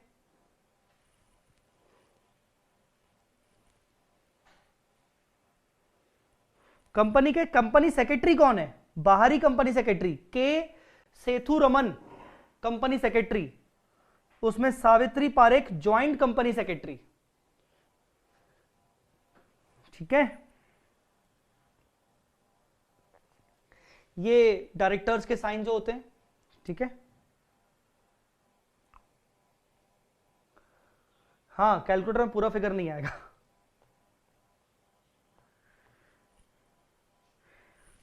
बहुत क्या है, हैवी फाइल है तो इसीलिए थोड़ा सा स्लो चल रहा है। मैं आपको अब क्या दिखाना चाहता हूं, कैश फ्लो स्टेटमेंट आपको देखने से अभी कोई मतलब नहीं है। इस पे आ जाओ बेटा, नोट्स टू अकाउंट्स पे। ये देखो, कंपनी ने एक स्टेटमेंट डाला है और ये डालना जरूरी होता है। अगर आप एएस के अकॉर्डिंग बना रहे हो तो आपको एएस के अकॉर्डिंग स्टेटमेंट डालना पड़ता है। अगर आप इंड एएस के अकॉर्डिंग अपने फाइनेंशियल स्टेटमेंट्स बना रहे हो तो आपको ये स्टेटमेंट डालना पड़ता है। क्या स्टेटमेंट डाला है कंपनी ने? The financial statements of the company have been prepared to comply with Indian accounting standards including rules notified under the relevant provisions of companies act. मतलब आपको ये दिखाना पड़ता है, आपको ये लिखना पड़ता है कि हमने अपने जो फाइनेंशियल स्टेटमेंट्स बनाए हैं वो अकाउंटिंग स्टैंडर्ड्स या इंडियन अकाउंटिंग स्टैंडर्ड्स को कंप्लाई करते हुए बनाया है। ये स्टेटमेंट, इसको बोलते हैं कंप्लायंस स्टेटमेंट, कि आप बताओगे ऐसा। ठीक है, ये आइए, ये आपके काम की चीज है, summary of significant accounting policies. हमने कौन कौन सी अकाउंटिंग पॉलिसीज अप्लाई की हैं उसकी समरी बताइए। ठीक है ना, उस समरी को बताने के लिए उन्होंने सबसे पहले करंट असेट की डेफिनेशन ही बता दी, जो मैं आज की क्लास में आपको पढ़ाने भी वाला हूं। ये सेम करंट असेट की डेफिनेशन आज की क्लास में मैं आपको पढ़ाने वाला हूं। ठीक है, तो कंपनी ने अपनी अकाउंटिंग पॉलिसी में सबसे पहले तो कॉपी पेस्टिंग कर दी कि करंट एसेट की डेफिनेशन ये होती है। ऐसा क्यों बता रही है कंपनी? क्योंकि उनके अकॉर्डिंग हमने करंट एसेट क्या क्या माना है, करंट एसेट नहीं माना, क्या नहीं माना है, वो इस डेफिनेशन के अकॉर्डिंग किया है हमने। ठीक है, फिर उन्होंने लायबिलिटी, करंट लायबिलिटी की डेफिनेशन भी दे दी। उन्होंने करंट लायबिलिटी की डेफिनेशन भी दे दी। प्रॉपर्टी प्लांट एंड इक्विपमेंट के बारे में बता दिया। क्या बताया? कि भैया प्रॉपर्टी प्लांट एंड इक्विपमेंट को हम कॉस्ट पे रख रहे हैं। ठीक है ना, नेट ऑफ टैक्सेस वैक्सेस पे हम उसको दिखाते हैं। ठीक है, in case of land the company has availed fair value as deemed cost on the date of transition. ठीक है, ये मतलब जब इंडेस में कंपनी कन्वर्ट हुई, जब हमने पहली बार इंडेस बनाया तो लैंड को हमने फेयर वैल्यू पे दिखा दिया। हाँ, ये तुम्हारे काम का है। Depreciation on property plant and equipment is provided using WDV method on the depreciable amount except in case of certain assets from refining and petrochemical segment and SEZ unit developer which are depreciated using straight line method। मतलब company अपने maximum assets के ऊपर WDV लगाती है, पर कुछ petrochemical assets हो गई, रिफाइनिंग सेगमेंट हो गया उनका, सेज यूनिट हो गए, उनके ऊपर जो असेट्स हैं वो SLM बेसिस पे डेप्रिसिएशन लगाती हैं।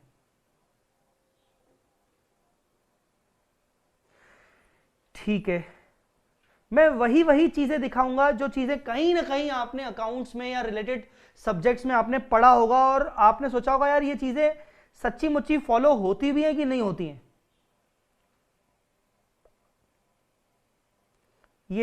ये आ जाओ, इंटेंजिबल असेट्स के बारे में।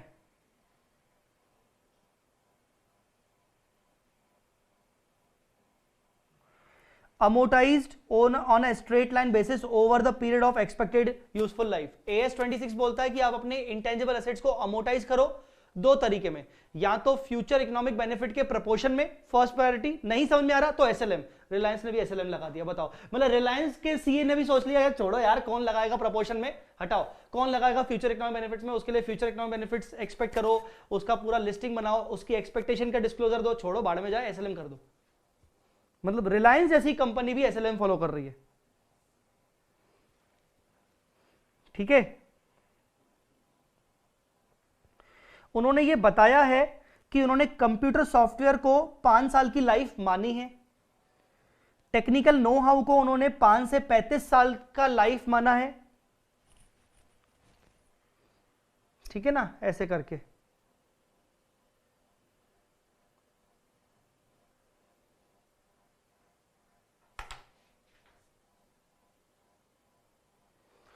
ये नोट्स, ये कंपनी के नोट्स आ गए। आप मुझसे कोई कोई पूछ रहे थे ना सर नोट्स में प्रोविजन दिखता है कि नहीं दिखता है, ये देखो प्रोविजन के बारे में उन्होंने क्या बोला है।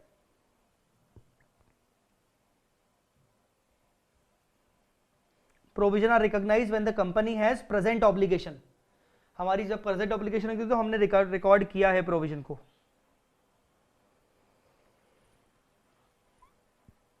फॉरेन करेंसी ट्रांजैक्शंस के अकॉर्डिंग AS11 जो आप में ग्रुप 1 में होता है उनके ट्रांजैक्शंस का भी डिस्क्लोजर दिया है।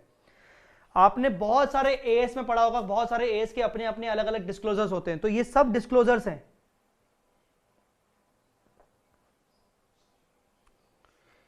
इन्वेंट्रीज पे आ जाओ, ये देखो items of inventories are measured at lower of cost and NRV after providing for obsolescence. भैया वो लोअर ऑफ कॉस्ट और NRV पे बुक कर रहा है इन्वेंट्री को, पर हां अगर बाय प्रोडक्ट होगा तो बाय प्रोडक्ट को हम वैल्यू करेंगे NRV पे, कॉस्ट पे नहीं। बाय प्रोडक्ट को हमेशा NRV पे वैल्यू करेंगे, ठीक है। कॉन्टिंजेंट लायबिलिटी के बारे में डिस्क्लोजर दिखा दिया।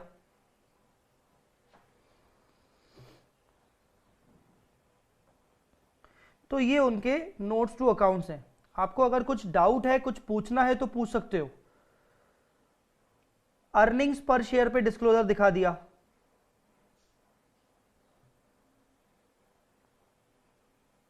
कुछ कुछ चीजें आपको नहीं बता रहा हूं क्योंकि वो CA इंटर में होते हुए नहीं समझ में आएंगी, फाइनल में ही समझ में आएंगी। अगर आपको कुछ जानना है और तो पूछ सकते हो मुझसे।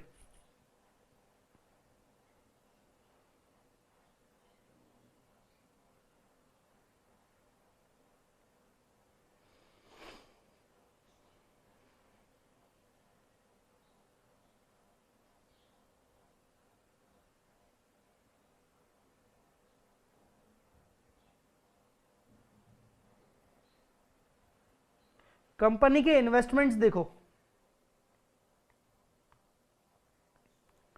कंपनी के इन्वेस्टमेंट्स को ध्यान से देखो। कंपनी ने डिबेंचर्स खरीदे हैं। डिबेंचर्स खरीदे हैं किसके? 9% non convertible debenture of Jio digital fibre private limited.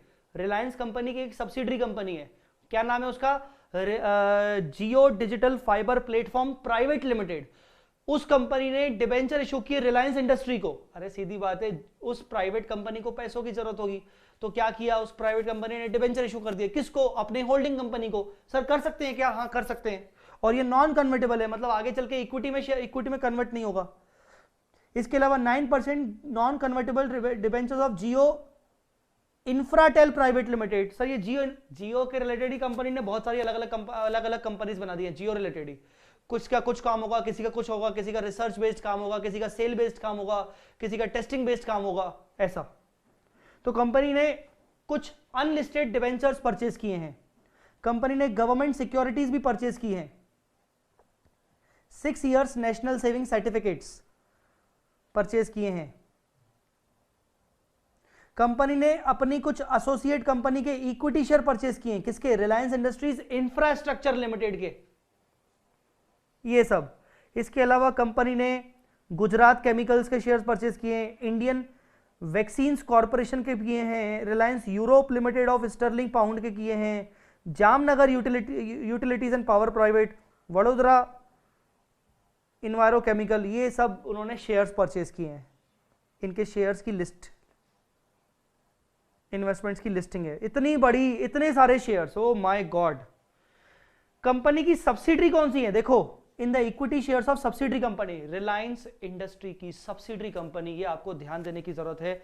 देख के हैरान हो जाओगे मेरे भाई, हो क्या रहा है ये, इतनी सारी सब्सिडरी कंपनीज। रिलायंस की सब्सिडरी कंपनीज देख लो। आपने पढ़ा होगा कि 1-2 सब्सिडरीज होती हैं, यहां तो मतलब गजब हो गया, गजब। अभी खत्म नहीं हुआ, अगले पेज पे भी जा रहा है। ये in the preference shares of subsidiary, एक तो इक्विटी खरीदा है, फिर प्रेफरेंस भी खरीदा है, वाह। ये सब सब्सिडरी कंपनीज हैं। आपको पता था इतनी सारी रिलायंस के नाम से सब्सिडरी कंपनीज हैं? Reliance BP mobility limited, Radisys corporation, Reliance content distribution, Reliance energy, Reliance ethane, Reliance gas, Reliance global, Reliance industries investment, Reliance industries middle east, Reliance Jio infocomm, O2C, Reliance retail venture, cyber strategic venture industries, Uruguay, अलग अलग अलग अलग अलग अलग इंडस्ट्रीज। सर ईपीएस का डिस्क्लोजर नोट्स में क्यों है? ये तो ईपीएस का जो फिगर होता है वो फेस पे होता है, पर ईपीएस को निकालने के लिए उन्होंने क्या क्या किया वो तो डिस्क्लोजर पे होगा ना। मैं आपको दिखा देता हूं, ईपीएस का डिस्क्लोजर फेस पे ही है, बता रहा हूं।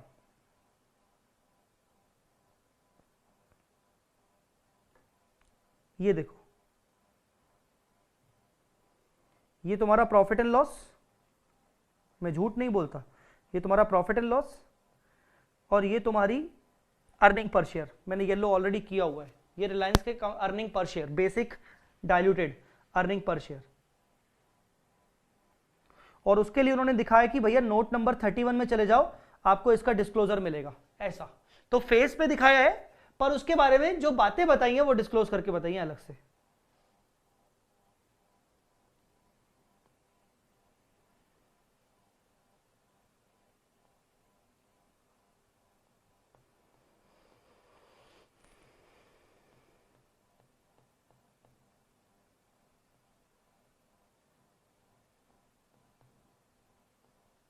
ठीक है, रिलायंस कंपनी के रेवेन्यू फ्रॉम ऑपरेशन में रेवेन्यू कहां कहां से आता है, अब आपको मालूम पड़ जाएगा। रिलायंस इंडस्ट्री का रेवेन्यू कहां कहां से आता है, रिलायंस इंडस्ट्री जो सबसे बड़ी कंपनी है उसका रेवेन्यू कहां कहां से आता है। Refining business, petrochemical business, oil and gas और अदर्स,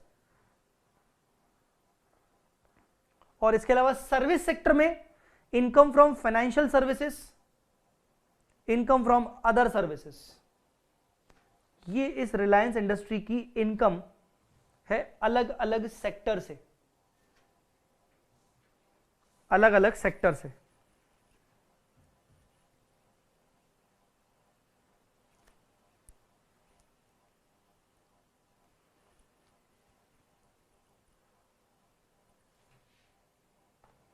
ठीक है,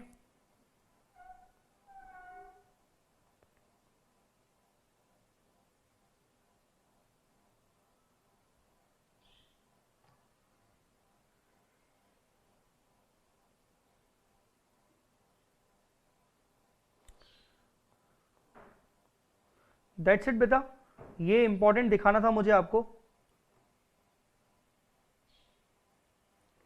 ये देखो, इन्होंने एक इंपॉर्टेंट डिस्क्लोजर दिया है।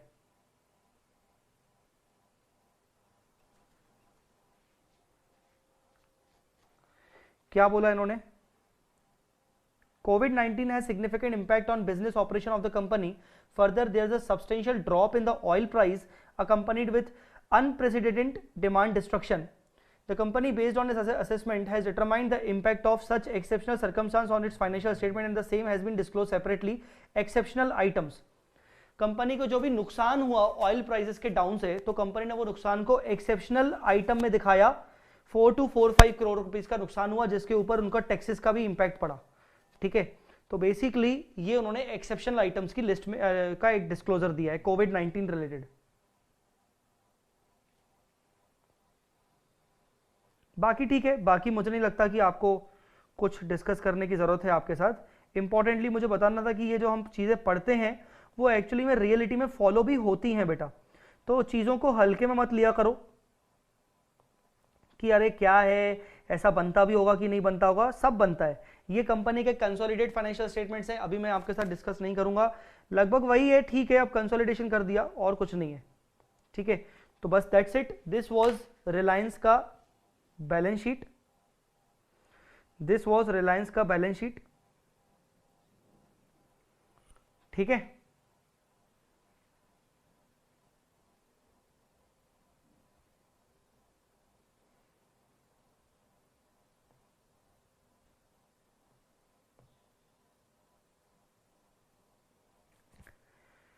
ये रिलायंस का बैलेंस शीट हो गया।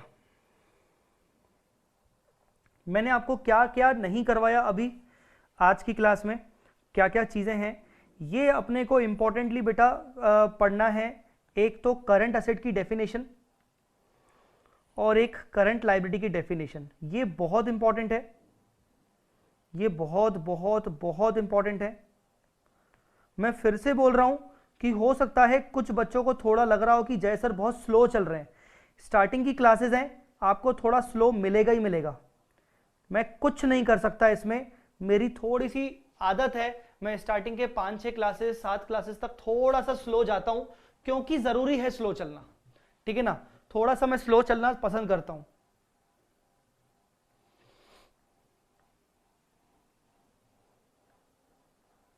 ठीक है, तो ये जरूरी है। अब मैं आपके साथ जैसे एनुअल रिपोर्ट डिस्कस कर रहा हूं तो यार थोड़ा टाइम तो लग ही जाएगा ऑब्वियसली, तो इसीलिए थोड़ा सा जरूरी है कि आपको समझना पड़ेगा कि मेरा अप्रोच क्या है। शुरुआत के कुछ क्लासेस आपको लगेगा कि हमने तो कोई चैप्टर स्टार्ट ही नहीं किया, ऑब्वियसली हमने चैप्टर पूरी तरीके से कोई स्टार्ट किया नहीं, हम शेड्यूल 3 पे ही अपना टाइम दे रहे हैं, आज भी दे रहे हैं, शायद अगली क्लास में जाके हमारा शेड्यूल 3 कंप्लीट होगा, क्योंकि अभी तक तो हमने प्रॉफिट एंड लॉस के स्टेटमेंट पे डिस्कशन नहीं किया, अभी हमने करंट असेट्स और करंट लायबिलिटीज की डेफिनेशन पे डिस्कस नहीं किया, जबकि इस पे भी क्वेश्चन आते हैं। ठीक है,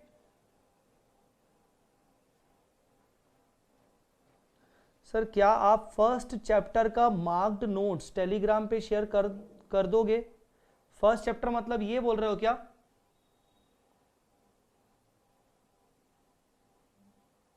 फर्स्ट चैप्टर मतलब ये शेड्यूल 3 बोल रहे हो क्या?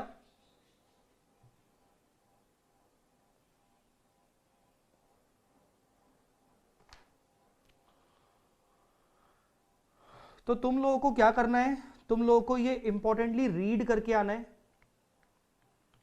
करंट एसेट का डेफिनेशन, करंट लायबिलिटी का डेफिनेशन और ये ऑपरेटिंग साइकिल का डेफिनेशन। नहीं, ऑपरेटिंग साइकिल का डेफिनेशन मैं पढ़ा देता हूं।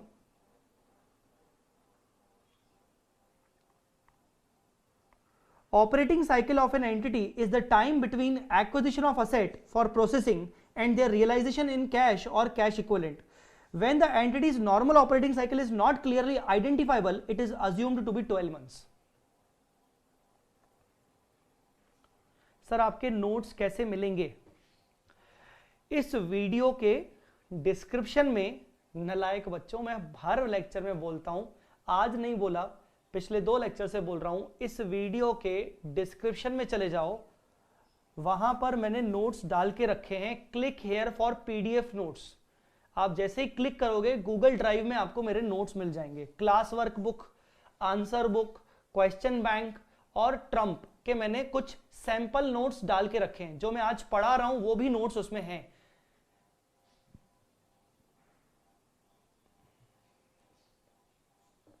ठीक है, हाँ मुद्दे पे आओ बेटा। ऑपरेटिंग साइकिल, जल्दी मुझे पढ़ के बताओ ऑपरेटिंग साइकिल का डेफिनेशन क्या है। आज क्लास खत्म करने से पहले अपने को कुछ कुछ डिस्कशन करके जाना है, जल्दी बोलो ऑपरेटिंग साइकिल का मीनिंग बोलो, ऑपरेटिंग साइकिल का मीनिंग बोलो जल्दी, कोई मुझे समझा दे ऑपरेटिंग साइकिल का मतलब क्या लिखा हुआ है।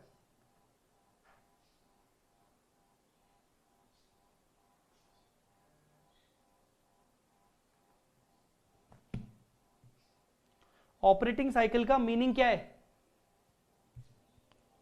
बहुत लोग ये सोचते हैं ना कि यार शेड्यूल 3 तो हमने ग्रुप 1 में पढ़ा हुआ है सर, ये क्यों पढ़ा रहे हो फिर से? अब बताओ कि आपने क्या पढ़ा हुआ है, ऑपरेटिंग साइकिल का डेफिनेशन पढ़ के बताओ जल्दी, I am waiting.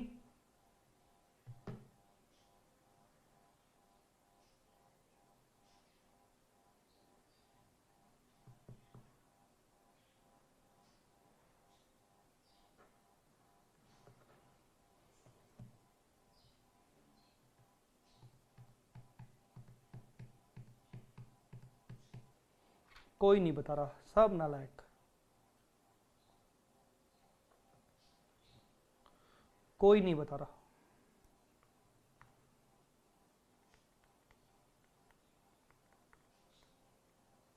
Period of holding in an period of holding of asset in which it used by company for economic benefit.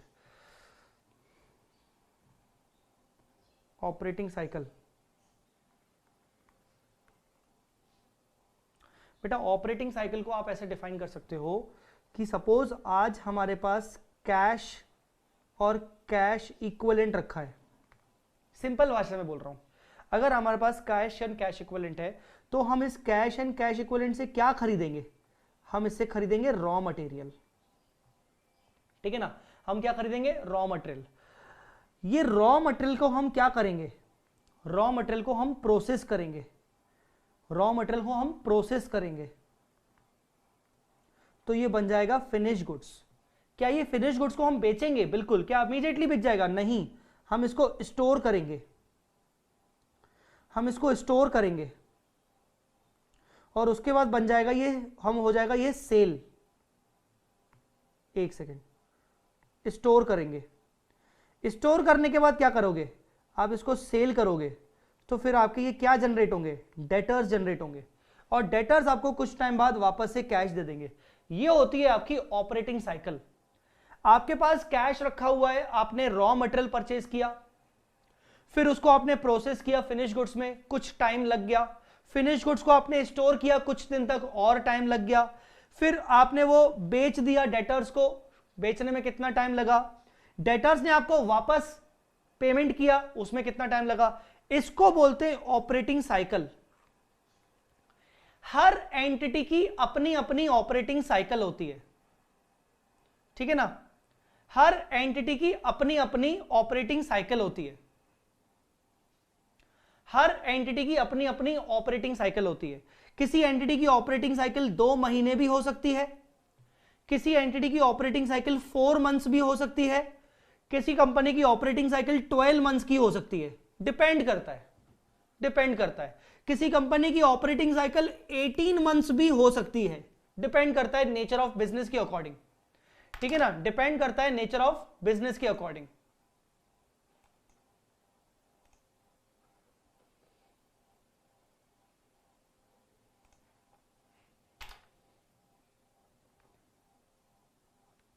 ठीक है, रॉ मटेरियल परचेज करना और उसे फिनिश गुड्स में कन्वर्ट करके सेल करना और कैश रियलाइज करना, वेरी गुड गणेश। सो डिपेंड करता है, हर कंपनी की अपनी अपनी ऑपरेटिंग साइकिल होती है। अगर कोई कंपनी अपनी ऑपरेटिंग साइकिल डिफाइन नहीं कर सकती, अगर कोई कंपनी अपनी ऑपरेटिंग साइकिल डिफाइन नहीं कर सकती तो अज्यूम कर सकती है कि उसकी ऑपरेटिंग साइकिल 12 महीने की होगी, वो अज्यूम कर सकती है कि उसकी ऑपरेटिंग साइकिल 12 महीने की होगी। आई बात समझ में कि नहीं? सो डिपेंड करता है कि आपकी ऑपरेटिंग साइकिल कितनी है। ऑपरेटिंग साइकिल के बेसिस पर करंट असेट्स और करंट लायबिलिटीज डिफाइन होते हैं। करंट असेट और करंट लायबिलिटी की डेफिनेशन में आपको इसलिए पढ़ने को बोल रहा हूं क्योंकि कल आते साथ में सबसे पहले करंट असेट और करंट लायबिलिटी की डेफिनेशन ही आपके साथ डिस्कस करूंगा और उसके बाद उसके कुछ क्वेश्चंस डिस्कस करूंगा। और करंट असेट लायबिलिटी की डेफिनेशन में आपको ऑपरेटिंग साइकिल की डेफिनेशन पता होना जरूरी है, ठीक है। तो ये बात हो गई अपनी करंट असेट करंट लायबिलिटी की डेफिनेशन की, जो आपको रीड करके आनी है। ऑपरेटिंग साइकिल मैंने आपको बता दिया कि ये होता है ऑपरेटिंग साइकिल कि कैश से रॉ मटेरियल खरीदा, रॉ मटेरियल से फिनिश गुड्स से फिर उसको प्रोसेस किया, उसके बाद उसको स्टोर किया, फिर सेल किया, फिर डेटर्स हुए, डेटर्स ने वापस कैश दिया। इस पूरे टाइम पीरियड में पूरा कैश से कैश कन्वर्ट हुआ, पूरा टाइम पीरियड कितना समय लग गया, 2 महीने 4 महीने वगैरह वगैरह, ठीक है। आई मेरी बात समझ में? जैसे अगर मैं अपनी बात करूं कि मैं अपनी ऑपरेटिंग साइकिल क्या मानता हूं, जय चावला अपनी ऑपरेटिंग साइकिल क्या मानता है इन प्रोवाइडिंग वीडियो लेक्चर्स, तो मैं अपनी ऑपरेटिंग साइकिल को 6 मंथ्स कंसीडर कर सकता हूं। क्यों? क्योंकि मैं बोलता हूं कि भाई मैं जो अपनी बुक्स प्रिंट करवाता हूं वो मैं 6 महीने के हिसाब से प्रिंट करवाता हूं कि चलो ठीक है यार, आने वाले 6 महीने के लिए मुझे कितनी बुक्स लगेगी, उसके बाद मैं उन बुक्स को मैं लेक्चर्स को मेरे सेल होंगे, लेक्चर सेल होंगे तो लेक्चर सेल होने के बाद, एक सेकेंड बेटा मेरा लैपटॉप चार्ज नहीं है, 1 सेकेंड, लैपटॉप चार्ज नहीं है, 1 सेकेंड रुक जाओ।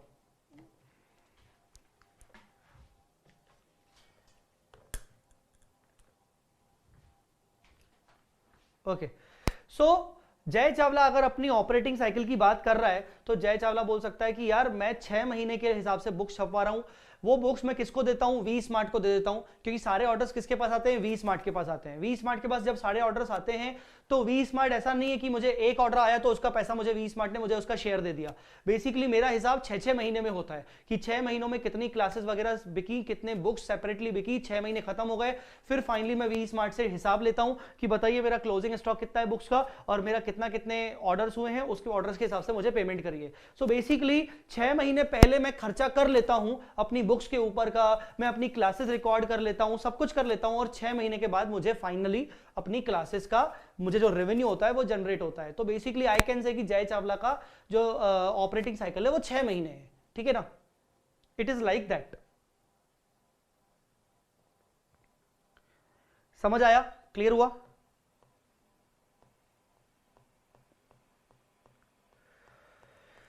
थोड़ा सा जल्दी आ जाओ, 2 minute. Profit and loss statement पे हमने बैलेंस शीट का स्टेटमेंट देख लिया है, हम प्रॉफिट एंड लॉस का स्टेटमेंट अभी 5 मिनट में थोड़ा सा कवर करने की कोशिश करेंगे। Statement of profit and loss, name of the company. आपको प्रॉफिट एंड लॉस अकाउंट नहीं लिखना है, आपको स्टेटमेंट लिखना है, क्योंकि आप बाकायदा स्टेटमेंट बनाते हो, आप टी शेप में नहीं बनाते हो, ठीक है ना। अच्छा, मैं आपको बता दूं ऐसे कौन कौन से चैप्टर्स हैं जहां पर आपको शेड्यूल 3 का फॉर्मेट अप्लाई करना पड़ेगा। शेड्यूल 3 का फॉर्मेट अप्लाई करना पड़ेगा। एक तो आपको बायबैक वाले चैप्टर में, एक इंटरनल रिकंस्ट्रक्शन वाले चैप्टर में, एक अमेलगमेशन वाले चैप्टर में, और एक कंसोलिडेशन ऑफ फाइनेंशियल स्टेटमेंट्स के चैप्टर में। यह भी बता दूं कि बायबैक में आपको सिर्फ बैलेंस शीट याद करने की जरूरत है। इंटरनल रिकंस्ट्रक्शन में भी बैलेंस शीट ही पूछी जाती है, अमेलगमेशन में भी बैलेंस शीट पूछी जाती है, पर कंसोलिडेटेड फाइनेंशियल स्टेटमेंट्स में बैलेंस शीट और पी&एल दोनों के फॉर्मेट्स आना हमें जरूरी है। तो मोटा मोटी अगर देखा जाए तो बैलेंस शीट का फॉर्मेट ज्यादा इंपॉर्टेंट है पी&एल के फॉर्मेट से, ठीक है ना। तो ये 4 चैप्टर आपके ऐसे हैं, अभी के अभी कहीं ना कहीं नोट कर लो और अभी से ही माइंड में टारगेट बना लो कि आपके एग्जाम में ये जो 4 चैप्टर हैं ये बैलेंस शीट और शेड्यूल 3 और पी&एल के पॉइंट ऑफ व्यू से बहुत इंपॉर्टेंट है। वापस आते हैं, सबसे पहले अगर आप देखेंगे तो पहला आइटम है रेवेन्यू फ्रॉम ऑपरेशन। मैंने अब भी जस्ट आपको रिलायंस कंपनी की बैलेंस शीट में रेवेन्यू फ्रॉम ऑपरेशन दिखाया था, 3,50,000 समथिंग 3.5 लाख करोड़ जो रेवेन्यू दिखाया था, it is revenue from operation. और उसमें मैंने आपको नोट्स में अलग से दिखाया था कि रेवेन्यू फ्रॉम ऑपरेशन का नोट नंबर आता है और नोट नंबर में दिखाया जाता है कि भाई सेल से कितना हुआ, सर्विस से कितना हुआ, जीएसटी कितना रिकवर हुआ वो माइनस कर दो। तो बेसिकली आपका ये ग्रॉस दिखता है, ये आपका ग्रॉस दिखता है। अगर आप इसके अंदर दिखाना चाहते हो कि आपके टोटल रेवेन्यू फ्रॉम ऑपरेशन अलग अलग सोर्सेज से कैसे हुए, तो आप कैसे दिखाओगे, आप इसका नोट बनाओगे और नोट बना के अलग से दिखाओगे कि सेल से कितना हुआ, अलग अलग सेगमेंट से कितना हुआ, वगैरह वगैरह।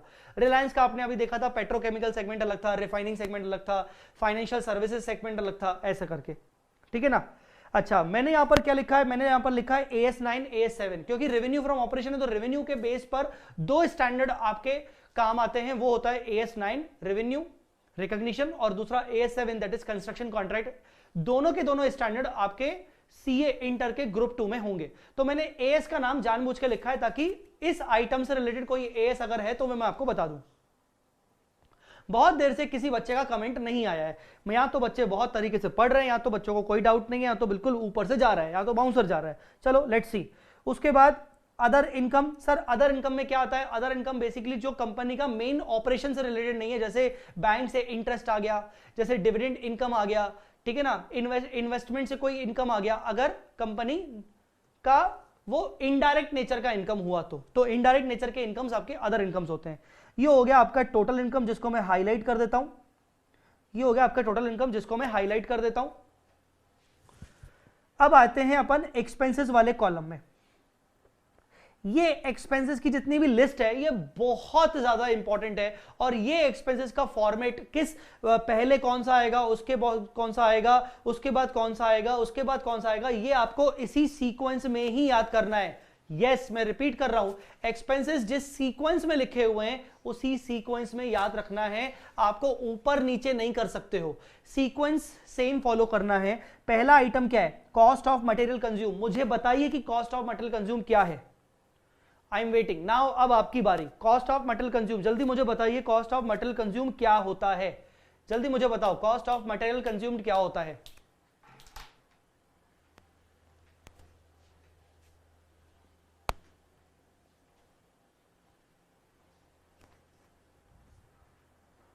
कॉस्ट ऑफ मटेरियल कंज्यूम्ड क्या होता है।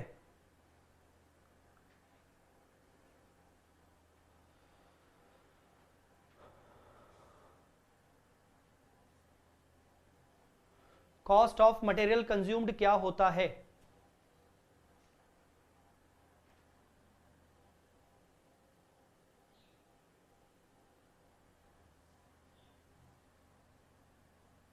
Purchase of raw material, Smita Kaur ने बोला purchase of raw material. Smita गलत, रॉन्ग आंसर, पूरी तरीके से रॉन्ग तो नहीं but yes wrong. Ajay, opening plus purchase minus closing, किसका opening plus purchase minus closing. Actually जो ये कॉस्ट ऑफ रॉ मटेरियल है, ये हेडिंग सिर्फ और सिर्फ उन्हीं कंपनीज के लिए आएगी जो कंपनीज मैन्युफैक्चरिंग में है। जो कंपनी मैन्युफैक्चरिंग करती नहीं है उनके लिए ये हेडिंग किसी काम की नहीं है। ये हेडिंग क्या है, कॉस्ट ऑफ मटेरियल कंज्यूम्ड। ये हेडिंग बेसिकली रॉ मटेरियल के लिए है, जिसमें आप ये दिखाते हो कि आपके पास opening stock of raw material कितना था, आपने परचेज ऑफ रॉ मटेरियल कितना किया, और आपका closing stock of raw material कितना था। ये आपका आ गया cost of raw material consumed. Very good Atul Sharma, very good.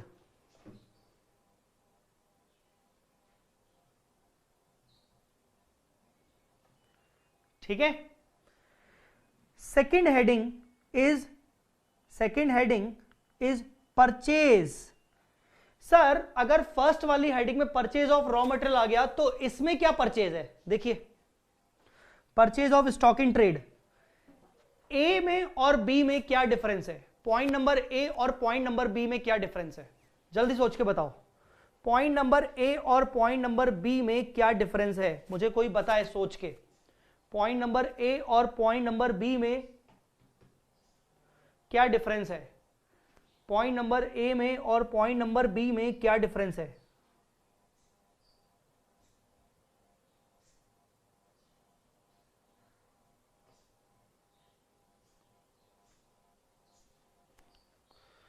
Manufacturing company ने जितने के रॉ मटेरियल यूज किए फिनिश गुड्स बनाने में, उसका cost.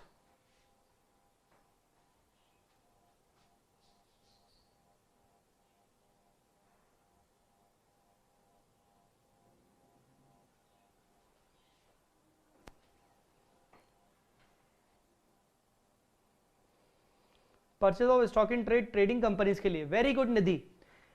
Point number A was about raw material manufacturing companies के लिए, फॉर मैन्युफैक्चरिंग कंपनी। पर ये जो purchase of stock in trade है, this is for trading companies, जो गुड्स खरीद के बेच देते हैं, ट्रेडिंग कंपनीज। ये ट्रेडिंग कंपनीज के लिए है। और दोनों पॉइंट में एक और डिफरेंस है, ऊपर point number a material consumed है, मतलब opening plus purchase minus closing, जबकि पॉइंट नंबर बी सिर्फ और सिर्फ परचेज है, इसमें ओपनिंग क्लोजिंग का कोई मिक्सचर नहीं है। क्योंकि पॉइंट नंबर सी में आइए, changes in inventory of finish goods, या फिर स्टॉक इन ट्रेड, या फिर वर्क इन प्रोग्रेस। ये कोई पॉइंट बताएगा सी नंबर क्या होता है, changes in inventory, changes in inventory, changes in inventory, वो भी कौन सी वाली इन्वेंट्री, या तो फिनिश गुड्स या तो स्टॉक इन ट्रेड अगर आप डायरेक्ट खरीदते हो बाहर से, या तो WIP। सर रॉ मटेरियल कहां गया? रॉ मटेरियल का हमने ऑलरेडी ओपनिंग और क्लोजिंग पॉइंट नंबर ए में दिखा दिया, ठीक है ना। जबकि चेंजेस इन इन्वेंट्री में हम सिर्फ क्या दिखा रहे हैं? Finish goods, stock in trade या WIP, मतलब हम इन्वेंट्री रॉ मटेरियल वाली नहीं दिखा रहे हैं। अब ये चेंजेस इन इन्वेंट्री मतलब क्या? चेंजेस इन इन्वेंट्री मतलब difference between closing stock and opening stock, ठीक है ना। वेरी गुड अजय, स्नेहल, सागर। अब मुझे एक बात बताओ, मैं आपसे एक क्वेश्चन पूछ रहा हूं कि मेरा क्लोजिंग स्टॉक 10,000 है और मेरा ओपनिंग स्टॉक 6,000 है, तो ये 4,000 आएगा यहां पर आएगा 4,000। मेरा सवाल यह है कि जो 4,000 मैं यहां लिखूंगा वो फिगर पॉजिटिव में लिखूंगा कि नेगेटिव? मतलब मैं 4,000 सिर्फ लिख के छोड़ दूं कि मैं ये ब्रैकेट में ऐसे लिखूंगा, ये मुझे बताइए। मतलब ये बेसिकली मेरा पॉजिटिव फिगर है कि नेगेटिव फिगर है, ये बताइए। 4,000 को मैं कैसे प्रेजेंट करूं?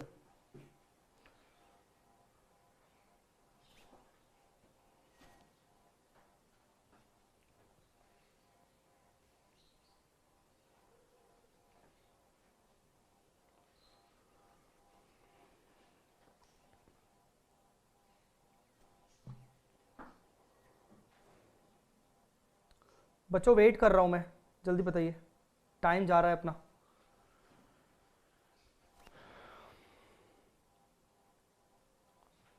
नेगेटिव में होगा ना सर? Negative, very good.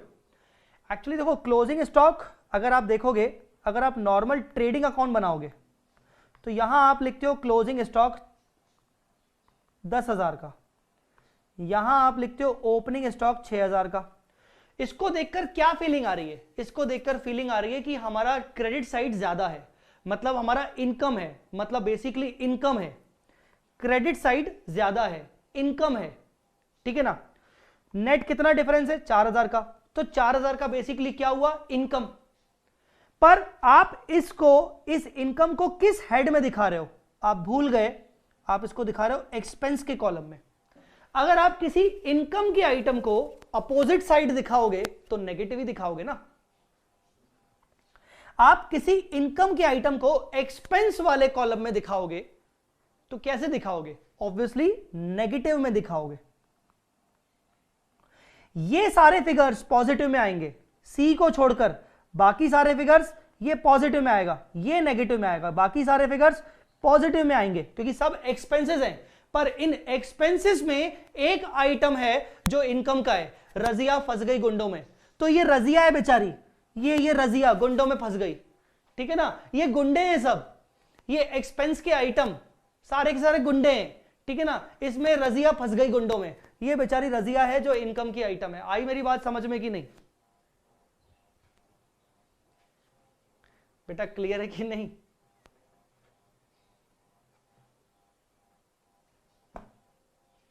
ठीक है।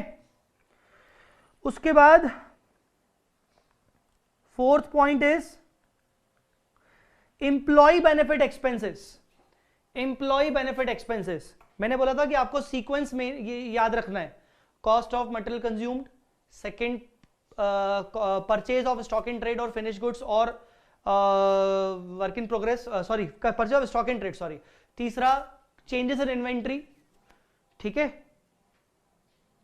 ठीक है बेटा। उसके बाद चौथा employ benefit expenses, employ benefit expenses. फिर finance cost, finance cost interest on loan, interest on debentures issued, interest on bonds, ये सब आपका फाइनेंस कॉस्ट होता है, ठीक है ना। क्लियर है कि नहीं? आप इसको बोल सकते हो AS 16 लगता है इस पे, बोरोइंग कॉस्ट, बोरोइंग कॉस्ट। फिर डेप्रिसिएशन एंड अमोर्टाइजेशन, इस पे क्या लगता है sir? AS10 and AS26। AS10 PPE depreciation, AS26 intangible asset amortisation और अदर एक्सपेंसेस। मतलब ऊपर के हेड को छोड़कर बाकी जो भी बच गया, printing, stationery, advertising, postage, other कोई भी एक्सपेंस होगा, ऑडिटर फीस, प्रमोशनल एक्सपेंसेस, ये सब आपके अदर एक्सपेंस में जाते हैं। ठीक है, सो दिस एक्सपेंस वाला सबसे इंपॉर्टेंट है, जो बच्चे अच्छे से बता नहीं पाते।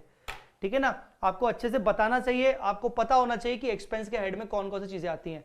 सो there are overall 7 items, there are overall 7 items in the expense column. पहला, cost of material consumed, manufacturing entity के लिए raw material opening plus purchase minus closing. दूसरा, purchase of stock in trade, only and only अगर आपकी कोई trading company है। तीसरा, changes in inventory of stock in trade, finish goods और WIP। चौथा, एम्प्लॉय बेनिफिट एक्सपेंस। पांचवा, फाइनेंस कॉस्ट। छठा, डेप्रिसिएशन एंड अमोर्टाइजेशन। सातवां, अदर। ठीक है, बाकी चीजें अपन कल डिस्कस करेंगे, अभी के लिए इतना ही। मैं आज की क्लास यहीं पे ओवर कर रहा हूं। सर हमने आज की क्लास में क्या पढ़ा? टेक्निकली देखा जाए तो आज की क्लास में हमने ज्यादा फोकस किया रिलायंस की एनुअल रिपोर्ट पर, जो कि थोड़ा सा मुझे लगा कि यार आपको प्रैक्टिकल एक्सपोजर दिखाना जरूरी है, थोड़ा बहुत प्रैक्टिकल आपको पता होना जरूरी है कि रिलायंस या किसी भी कंपनी की एनुअल रिपोर्ट में ये सारी बातें जो हम पढ़ रहे हैं ये सच्ची मुच्ची दिखती भी है कि नहीं दिखती है। तो दिखती है, मैंने आपको दिखाया। ठीक है, इसके अलावा हमने क्या पढ़ा? इसके अलावा हमने जो क्वेश्चन हमने पिछले क्लास में डिस्कस किया था, क्वेश्चन नंबर 5, उसका हमने आंसर आज डिस्कस किया। वो बहुत जरूरी था डिस्कस करना सभी बच्चों के लिए। इसके बाद हमने ऑपरेटिंग साइकिल की डेफिनेशन पढ़ी और उसके बाद हमने statement of profit and loss को डिस्कस किया, जो कि अभी आधा डिस्कस हुआ है बट मेजरली डिस्कस हो गया है। ठीक है, चलो, तो मेरा मानना है कि अभी तक के लिए आपका आज के लेक्चर में इतना जो कंटेंट हुआ है वो सफिशिएंट है।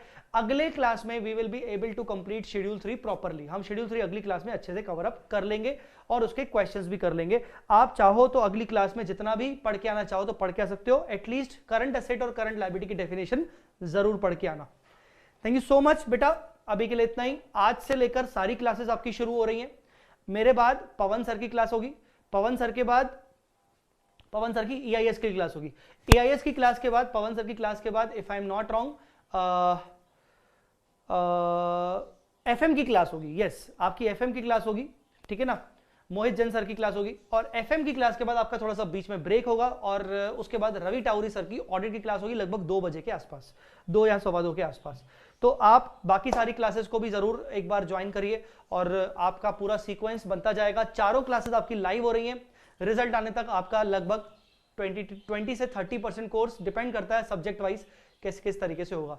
EIS के पहले कुछ लेक्चर्स चलेंगे और वो लेक्चर्स खत्म होने के बाद विजय साडा सर SM स्टार्ट करेंगे। ठीक है, वैसे ही FM की क्लास आपकी मोहित जैन सर की चलेगी 11 साढ़े 11 के आसपास, आई थिंक 11:30 बजे, 11:30 या 11:45 पे मोहित जैन सर की कुछ दिन क्लास चलेगी। उसके बाद पवन सर इकोनॉमिक्स की क्लासेस चलाएंगे। ठीक है,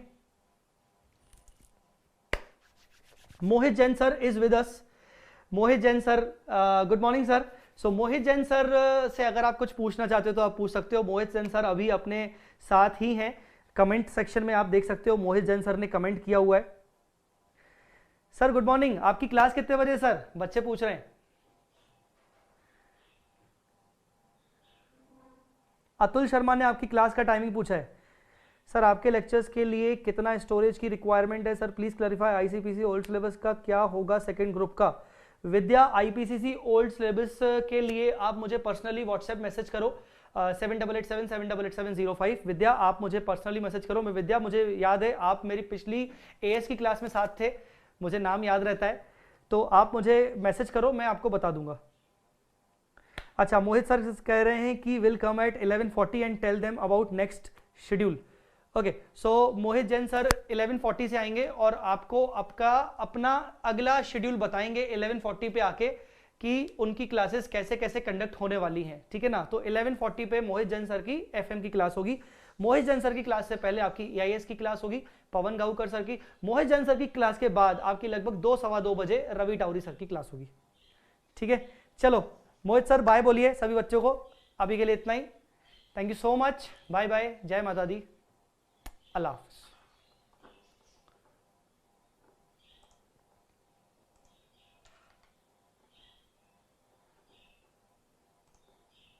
अगर आपको कोई और डाउट है तो आप मुझसे कनेक्ट हो सकते हो व्हाट्सएप पे। अच्छा, एक और इंपॉर्टेंट बात, इस वीडियो के डिस्क्रिप्शन में आपको नोट्स तो मिलेंगे ही मिलेंगे, पर मेरा इंस्टाग्राम का लिंक और मेरा टेलीग्राम चैनल का लिंक और टेलीग्राम ग्रुप का लिंक मिल जाएगा। सब्सक्राइब जरूर कर लेना, ठीक है ना, सब्सक्राइब जरूर कर लेना। इस वीडियो के एंड में इंस्टा का लिंक, इंस्टाग्राम का लिंक, मुझे फॉलो करने के लिए, इंस्टाग्राम पे मुझे फॉलो करने के लिए, डाउट्स पूछने के लिए नहीं, वे इंस्टा पे डाउट्स मत पूछना, और टेलीग्राम ग्रुप और टेलीग्राम चैनल का लिंक जरूर ज्वाइन कर लेना। इस वीडियो के डिस्क्रिप्शन में आपको मिल जाएगा। टेलीग्राम ज्वाइन करना बहुत जरूरी इसलिए है क्योंकि टेलीग्राम पे सारे अपडेट्स मैं टेलीग्राम पे ही डालता हूं। जितने भी अपडेट्स हैं, जितने भी पीडीएफ नोट्स हैं, आप चाहो तो मैं अपने पीडीएफ नोट्स को टेलीग्राम पे भी डाल सकता हूं, ठीक है ना, सैंपल नोट्स को, तो आप वो जरूर ज्वाइन कर लें, और इंस्टा का लिंक भी है। चलो, thank you so much, bye bye, जय माता दी, टेक केयर।